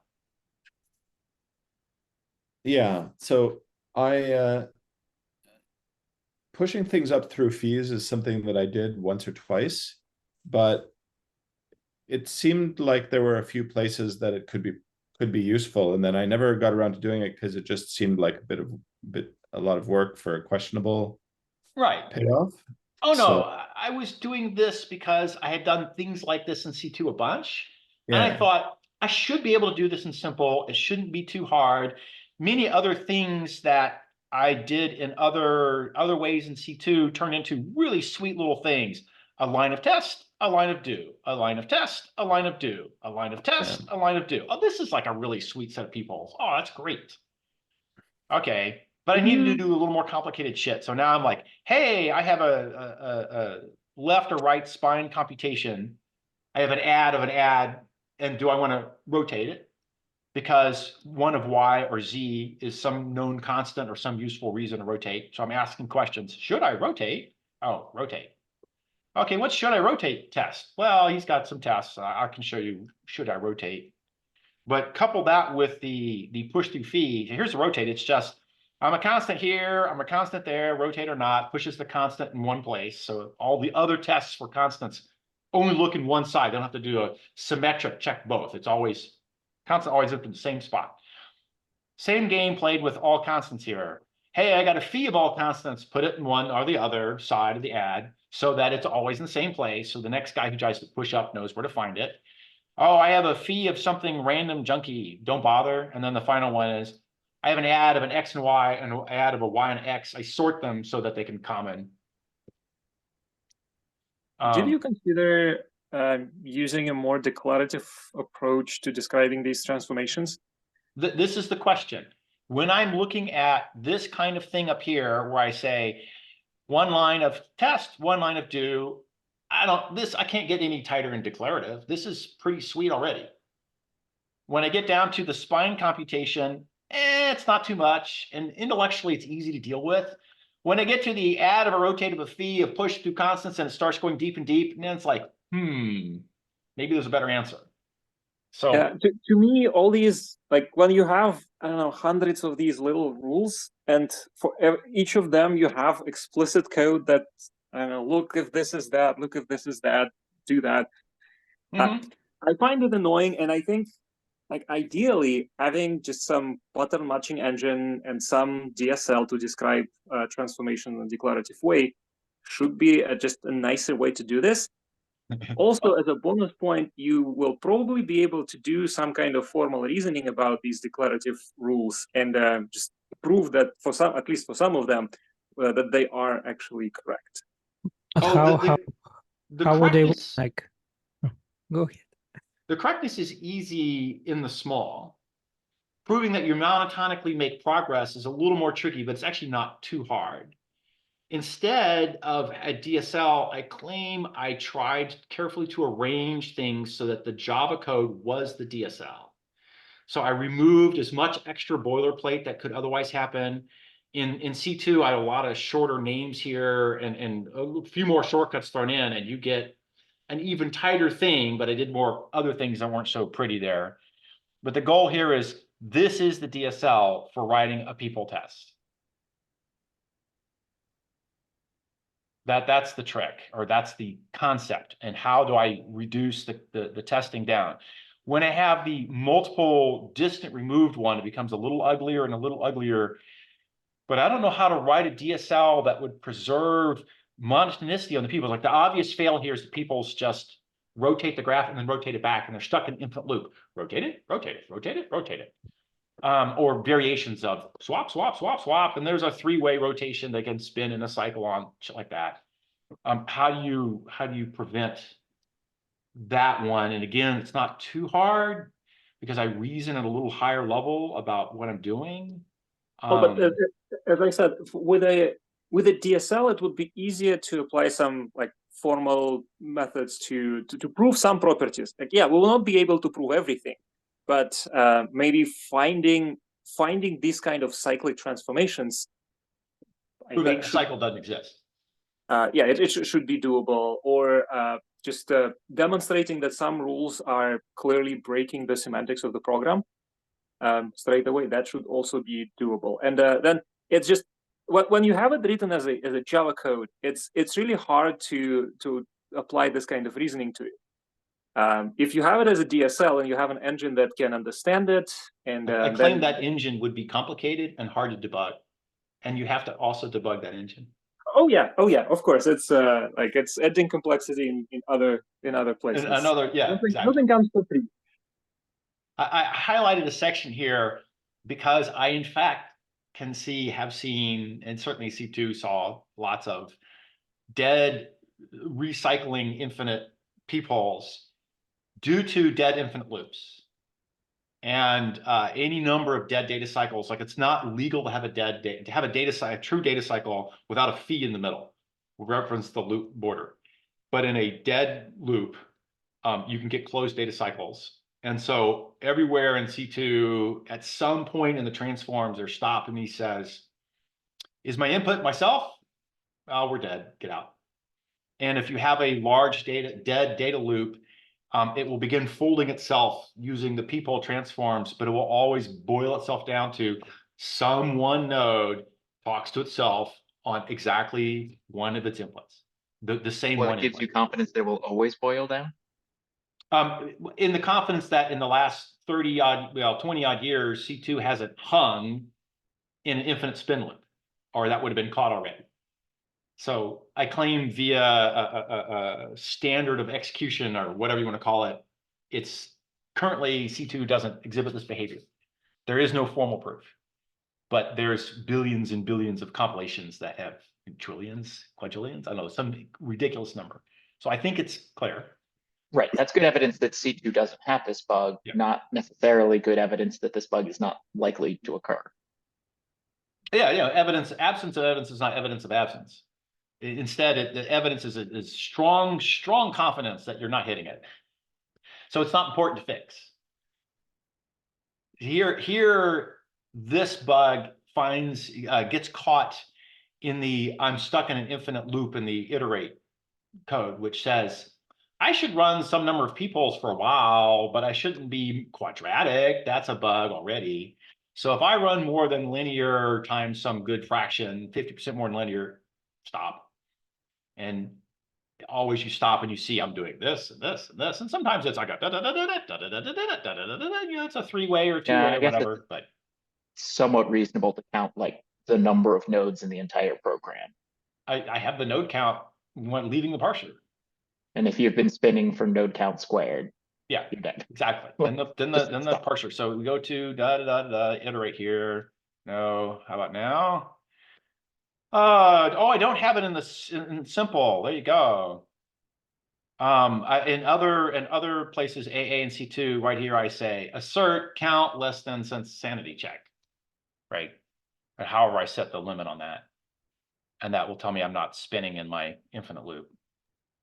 So MLIR has something called pattern definition dialect, or PDL, that can be used to define patterns like peepholes, and there is some work to have a verification for that using an SMT solver.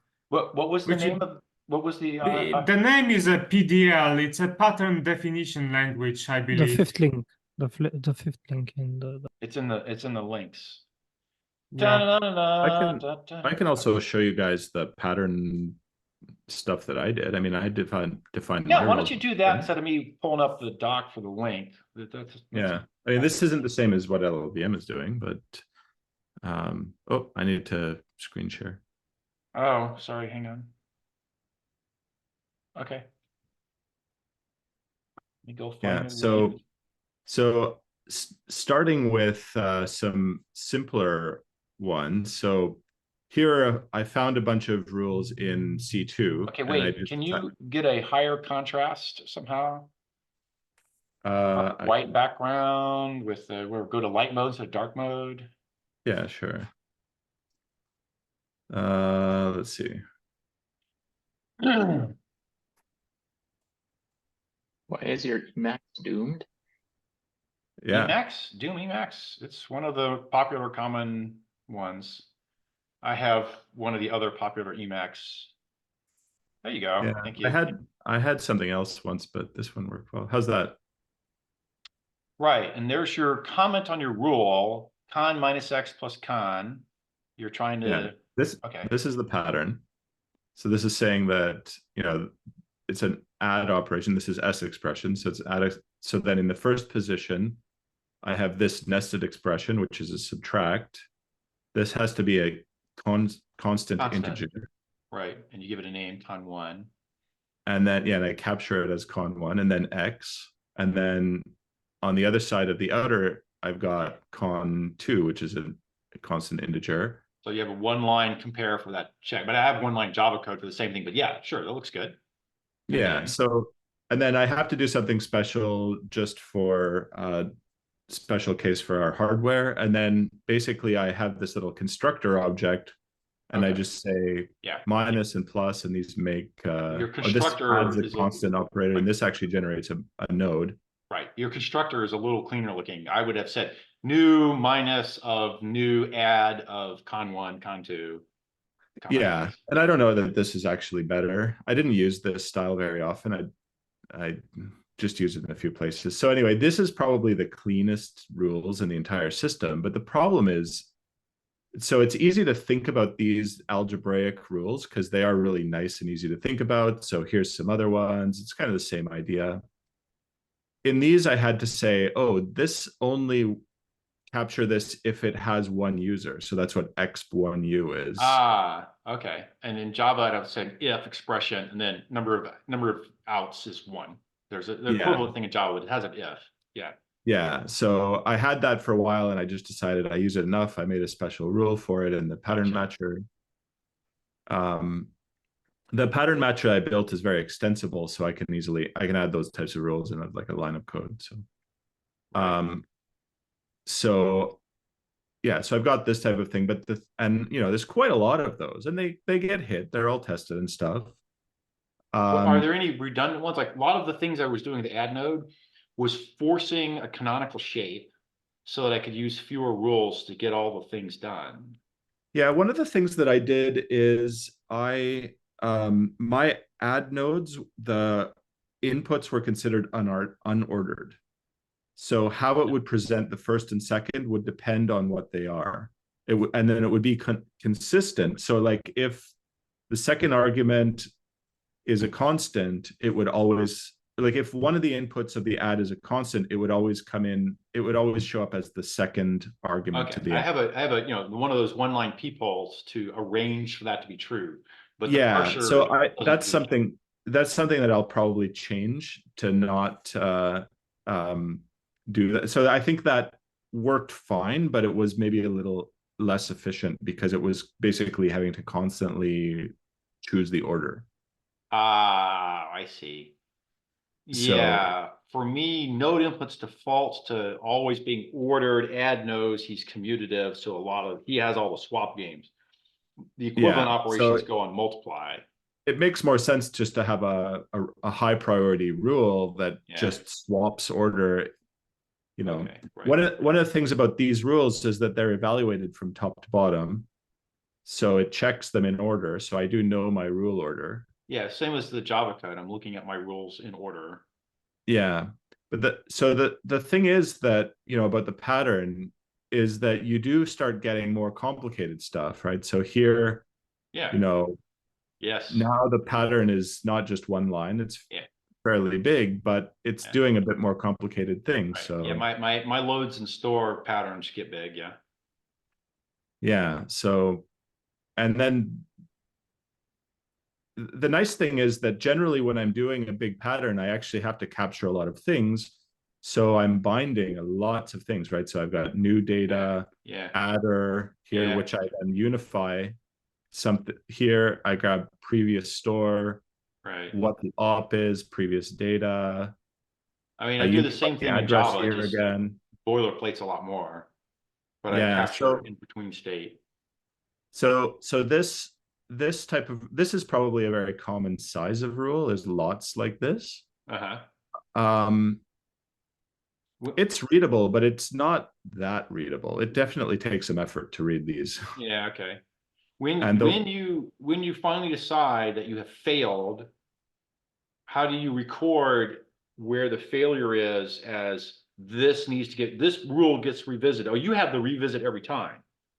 I revisit every time. So that's something that I'm thinking of changing. That's ugly performance wise. Yeah. Performance wise, that's ugly. Yeah. So it does a lot of redundant checking, right? So Right. So that was Um, the tests that I put in that said go quartic or quadratic and check that everyone is either on the work list or they can't do anything. yeah. And that drives the whole add dependencies. So that's all that's just engineering for performance to say minimal set of things go on the work list. So I maintain my linear running time.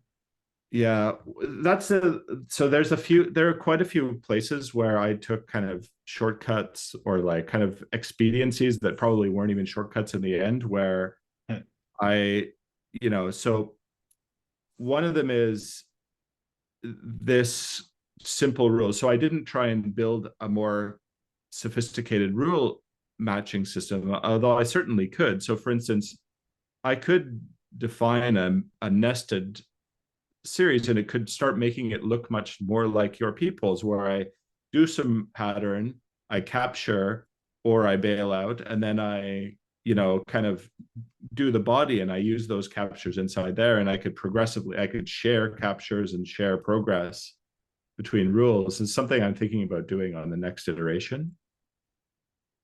I was going to see if I had any good demonstrations of nested peephole rules that are sharing, but I don't know. Well, I thought that your add one does, because you capture left-hand side and I was doing right-hand memory side, and you already ops. know that it's an add node, and then you've got those and you do different tests against them, and you're building up information as you go. Right. And there's big comments on it. Yeah, I was looking for AA for memory ops, but they're currently kind of in a messed up state, and I know it because I'm hacking what I'm doing there. Yeah, All yeah. right. Okay. I don't have good memory op, but they get complicated, and I capture a lot of in between state as I go. Yeah. And if we want to look at the like the most complex ones, I think they're in the grow rules. For me, the most complicated is inline, and second most complicated are loads and stores doing bypassive unaliased things. Yeah. Actually, these aren't too bad. Yeah, but I can see that sometimes it's like a simple rule. Yeah, but it's running on and on, and it's enclosure, which is really tight code. So it's doing a lot of stuff there. Yeah. Sometimes also I just decided that I couldn't do a lot of, like, it was too hard to do it as a pattern, so I just did it as logic. Yes. Okay. Right. And that would be the thing I would have leery about a DSL language, that I had an easy way to bypass the DSL if the DSL couldn't handle it and I needed. Yeah. So the way that I handle that in this is that if the body returns false, then that's considered that the whole pattern failed. So then it just carries on as if in exactly the same way as if the pattern didn't match in the first place. So I guess there aren't too many terrible rules here. So in I remember a lot MLIR, of pain in this area, but I don't actually see. It seems like that I must have gotten rid of the worst of them. so a comment on the Yeah. escape hatches. In the MLIR declarative rewrite rules, you can use the escape hatch to ordinary C++. So you can write the pattern declaratively, like in this example that rewrites the difference between the squares into a product of a sum and a difference. And you can also constrain one of the variables to be has one use, which means it only has one use in the code base, because otherwise you don't want to get rid of the squares.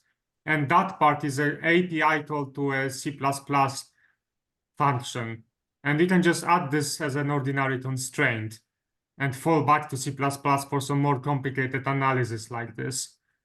So in addition to having the declarative writing, I need to have when the pattern is attempted and fails, I need the list of nodes it failed on to preserve the good running time. I need to capture them and put them on the nodes that failed, so that if those nodes change, I'll reattempt the pattern. Well, but isn't it the responsibility of the overall like pattern engine to keep track of this? Yeah, that was what I was doing with add depths. The simples over engine to manage this always does neighbors. That's easy. And then anything outside of neighbors, you have to say specifically in your pattern test, hey, I depend on this dude. And then, you know, he'll track that at that point. But I had to write, hey, I depend. So in the MLIR, that's a pattern rewriter class, and that has a notify match failure method, which allows you to perform an action on the failure to pattern match, essentially. Yeah, and I need to know why it failed, and so I can record the base of where I started the pattern from, and as a dependent in the node that caused the failure. And then if the node that caused the failure changes in any way, and that's in the simple code base, I can show you that, he goes, grabs his list of dependencies and throws them on the work list. It's really simple at that point, but does it have to be specifically in the node where it failed, or it just has to be the list of all the nodes that it depends on? Like you can include, you can have a wider set. Yeah, you can be conservatively correct here and have more. And the issue with more is you throw a bunch of things on the work list that don't help. Like I passed this test of some piece of it, and then it, you know, I threw everyone, but I failed somewhere else. I threw everyone on the work, threw everyone on dependencies. Some unrelated guy triggers. I retry the pattern, but it won't help the pattern because the dude I failed on must change to pass the pattern. It may be that I need to check. No, that's not fair. Suppose I have a pattern, I have a brute. The pattern depends non-locally on A and B that are non-local. And it passed A's test, but it failed B's. This pattern will never work until B changes. Now A changes and breaks, but it doesn't matter. The pattern won't fire until B changes. A has to get corrected again. So, but there's no point revisiting a pattern that's going to fail on B, but it now newly fails again because of A's change. That didn't help me any. I must have B change. So I only need a dependency on B. Until B changes, that pattern is never going to trigger. Could you benefit if you put it in a callback style somehow? Well, the difficulty here is simply recognizing in your pattern writing work where you went non-local and when you and who failed. So in my p-polls, I say if blah, blah, blah, blah, blah. In the middle of the if expression, somebody fails. And what instead I did is exactly what Arthur proposed. I passed or failed, I don't know yet. I went ahead and recorded dependency anyhow. Then I kept going. So now I have an extra dependency, you know, but if he failed there, it was the correct one. And then in AA, I only did it when you failed, and that made the dependency counting complicated. And now I'm looking for a better answer. And one of the answers is do what Arthur just said and just throw them all on. And then I can put them in the if test, if add depths in the middle. And another answer is, you know, go to a DSL or a third solution. Another one is, you know, suck it up, buttercup, and write extra code and just say, if this guy went through, don't add the depth and go to the next part of the test. And if the next part of the test fails, you know, then do it. So all your p-polls look like if blah, oh, it failed, put a depth, else if the next piece, if it failed, put a different depth, else if the next piece failed, put a different depth, else do.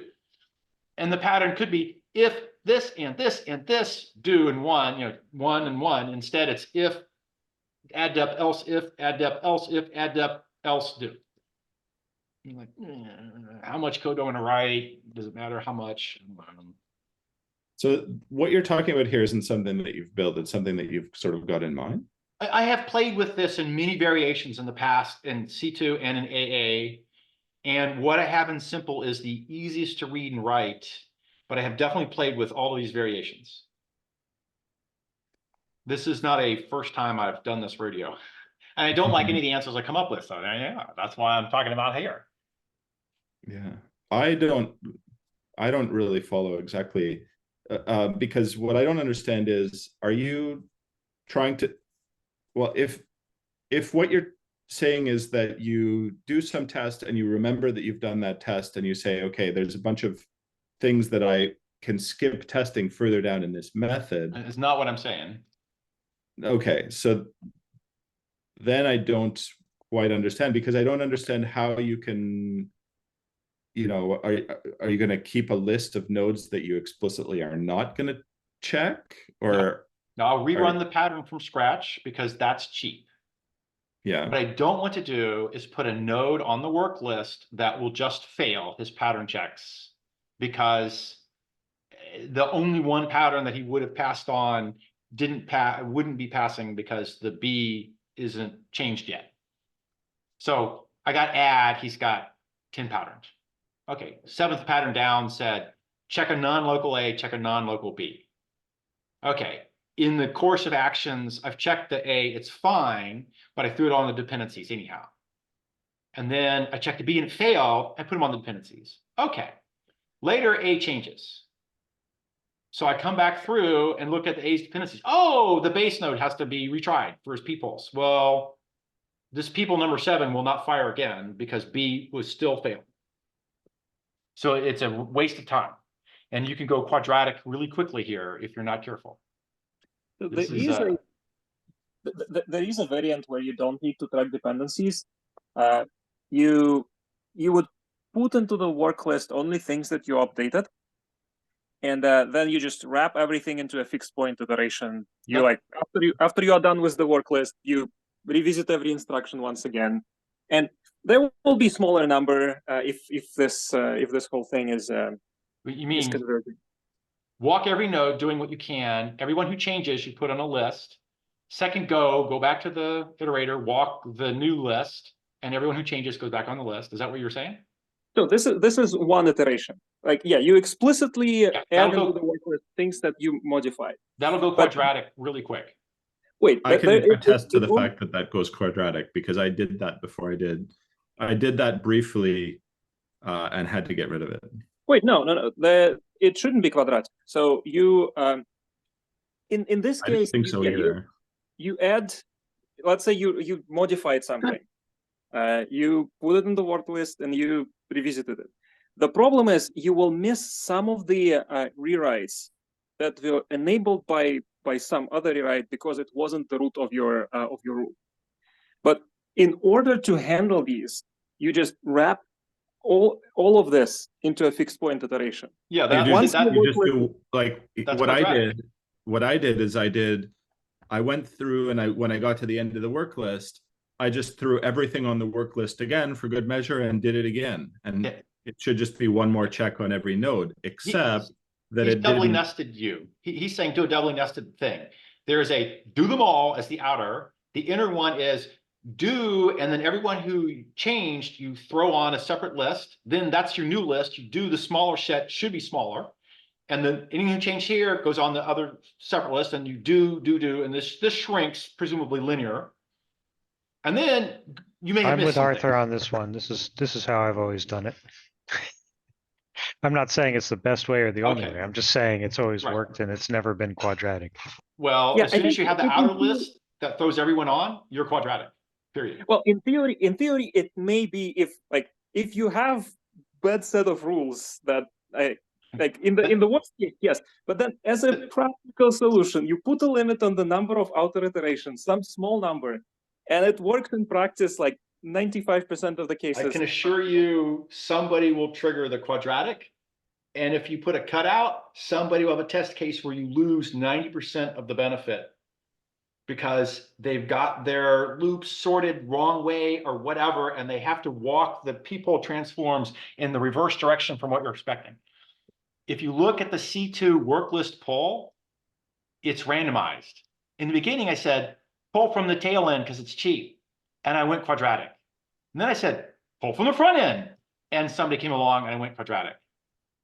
And that's because these peoples were revisiting things in a bad order every time. And then I said randomized. And then now I am statistically linear using randomization, high frequency, or there was a high probabilistic from randomization that you can't defeat me, that an adversarial program cannot defeat the randomizer.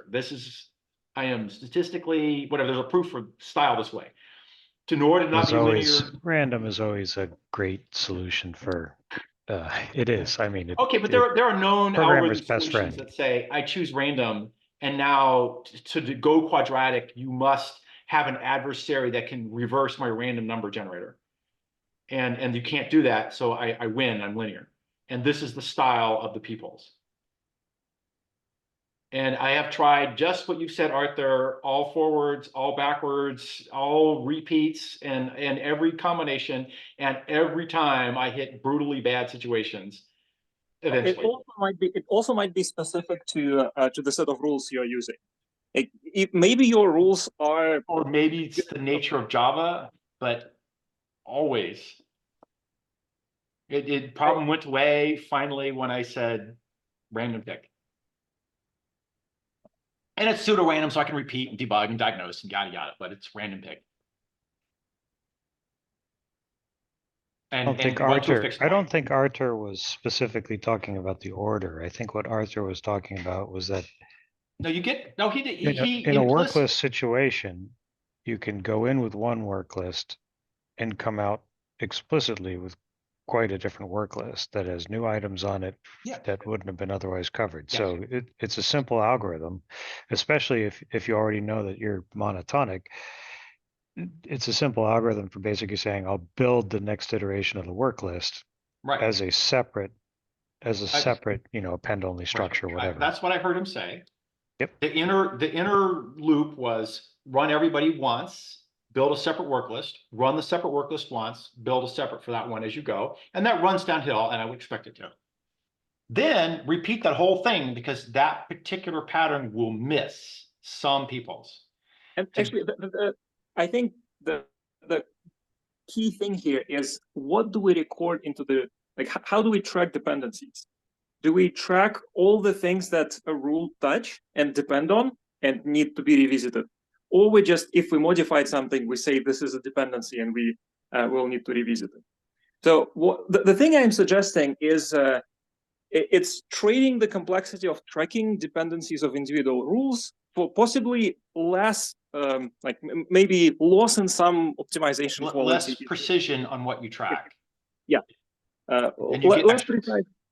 Less precise tracking, possibly quadratic behavior in the worst case, but then in practice, you put a cap on the number of auto iterations. And I think you handle like 95% of the cases. I'm just telling you, I got burned at C2 at Sun and backed away from that style, which I did attempt. Well, it's a trade-off. I think depending on the rules, depending on the language, it may or may not be worthwhile. I got yelled at by my manager because a slow compile, this is emotional learning scarred on my brain for all my life. I got yelled at because I had a slow compile, and what the fuck was it being so slow for? And it was the ordering. And then I reversed the ordering, and it wasn't 2 weeks later, and I got the same burn. Now I have a test send to check that I was going to get that burn. I got the same burn the other way. And I tried a couple different versions of that, and there was always a burn. And it's like, I'm not getting yelled at again. I went to random. Oh, problem solved. Go random.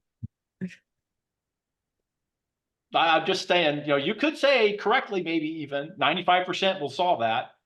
It's not that much more coding once I sorted out how to track dependencies well, to track them. And I get a good guarantee of linear, not quadratic underneath, and a fixed point. I get both a fixed point and linear. Did we start this conversation with a bug in the dependency tracking? I'm sorry. Oh, show you. No. I mean, I think the whole conversation about dependency tracking in the work list started with you showing some bug that there wasn't simple. Yeah. It's just a poke that okay, maybe it's simple, but there are bugs there. And as I said, it's a trade-off. There's a testing style I use that specifically targets those bugs, that finds them and lets me diagnose them fairly quickly. This is like a live streaming thing. This is like perfect meat for the live stream. I go yank one of my dependency things out, run the fuzzer, and start tracking the crashes backwards. As I said, I'm not saying that one way or other way is better. Just putting something on the design space that, in some cases, a different solution might have different characteristics and different trade-offs. Well, that's why I'm swapping war stories with Darrick. He had a different solution, which is run them all the time and also have them as a DSL basically off to the side. And he gets different trade-offs, including some parts are easier to reason about, some parts run a lot slower. He's annoyed at the slowness. And what do you do about it? I've made a lot of decisions where I decided I don't care about speed, and so I'll see what happens. And well, you know, the compiler compiles the size of programs that I need to compile in, you know, if it were C2, if it was Cliff style, it would probably be about 1 millisecond. So Darrick, if you could see into the future that would turn out the things slow, would you stop there and try to optimize it until you continue, or you still pursue the finish of the product? Well, I haven't got a very clear definition of what's too slow for this project.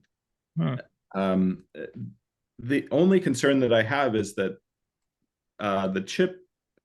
the next generation chip that I'm now targeting has about 10,000 separate programs that need to be compiled for a given run of the chip, right? So they're all very small, but if each one takes, you know, a second to run, then 10,000 seconds is a long time. It's a long time. Now, it can be parallelized, but still. Yeah. So, yeah, so I need to make it faster for that reason.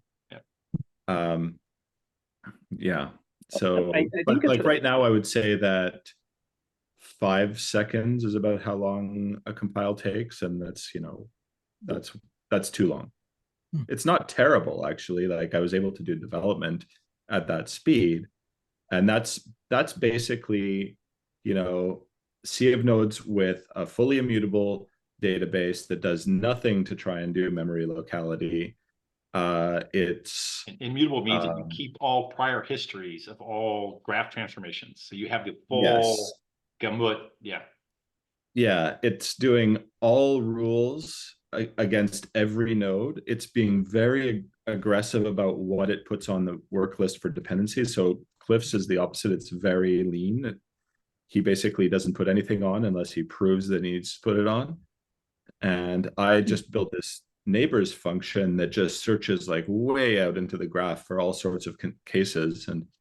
And I run that for even that took like, even just that neighbors function was a big bottleneck. At one point I had to speed it up, and like there are many places in the compiler where it's way slower than it needs to be. Actually, ingesting Python code into just getting it out of the Python interpreter was half my compile time.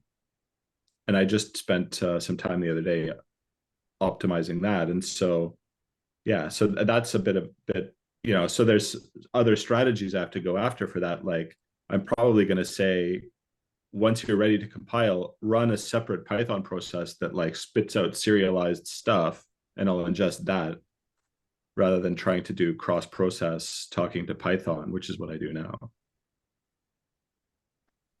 Arthur, you had something you were trying to say in there?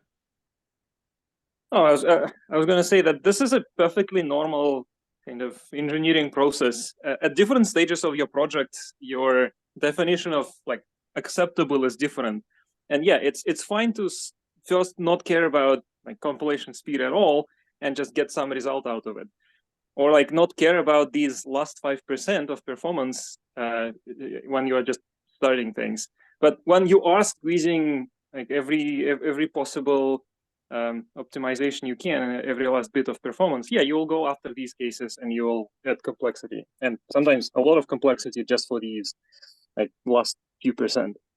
But if you're a JIT compiler, wouldn't you be performance oriented in mind? So yeah, I'm not a JIT. So, you know, I'm slightly embarrassed, but not completely humiliated by the performance that I achieved. You're brave enough to be on a video, a YouTube video. Exactly. You'll get a couple hundred views. I'm kind of proud of the fact that I built a whole compiler. I mean, that's something. And you built it over the course of like CCC here. Like, you've been on CCC over a couple of years building, and clearly have gotten it to a good state. Thank you. Yeah, I'm done version 1. Version 2 is now underway. Coffee. Okay. And Theodore, did you mean when you say when you are at JIT, you care about performance? Do you mean the compile time or the quality of the generated code? The compile time, because it's always running alongside your program. So that's my take on it, of course. You're waiting for the So- compiler to get the good code out before you can get the program to run good. So I you would- have to. Yeah, go. It depends on the use case. So with the LLVM as a JIT compiler, like at first we didn't care about compile time at all, and it was fine for long running server applications. And yeah, at some point we started optimizing for it, and then again, if you are a final tier compiler, if you have other compilers before you, like you care less. Yeah. So I think again, there is some design space, and depending on other constraints, like what is your target, I don't know, applications and target environment, you can have different answers. Or I don't know, if you are a compiler that is running on a remote host, and it's if I don't know, if after a couple of hours you produce a very optimized code and you can ship it to the VM, like, is it worthwhile? You didn't spend resources on the client If VM at your all. app runs more than a couple hours, maybe, yeah. Yeah. All right, it's time. I need to get protein to go with my sugar. So I need to call it quits and go eat a real meal. But good conversation.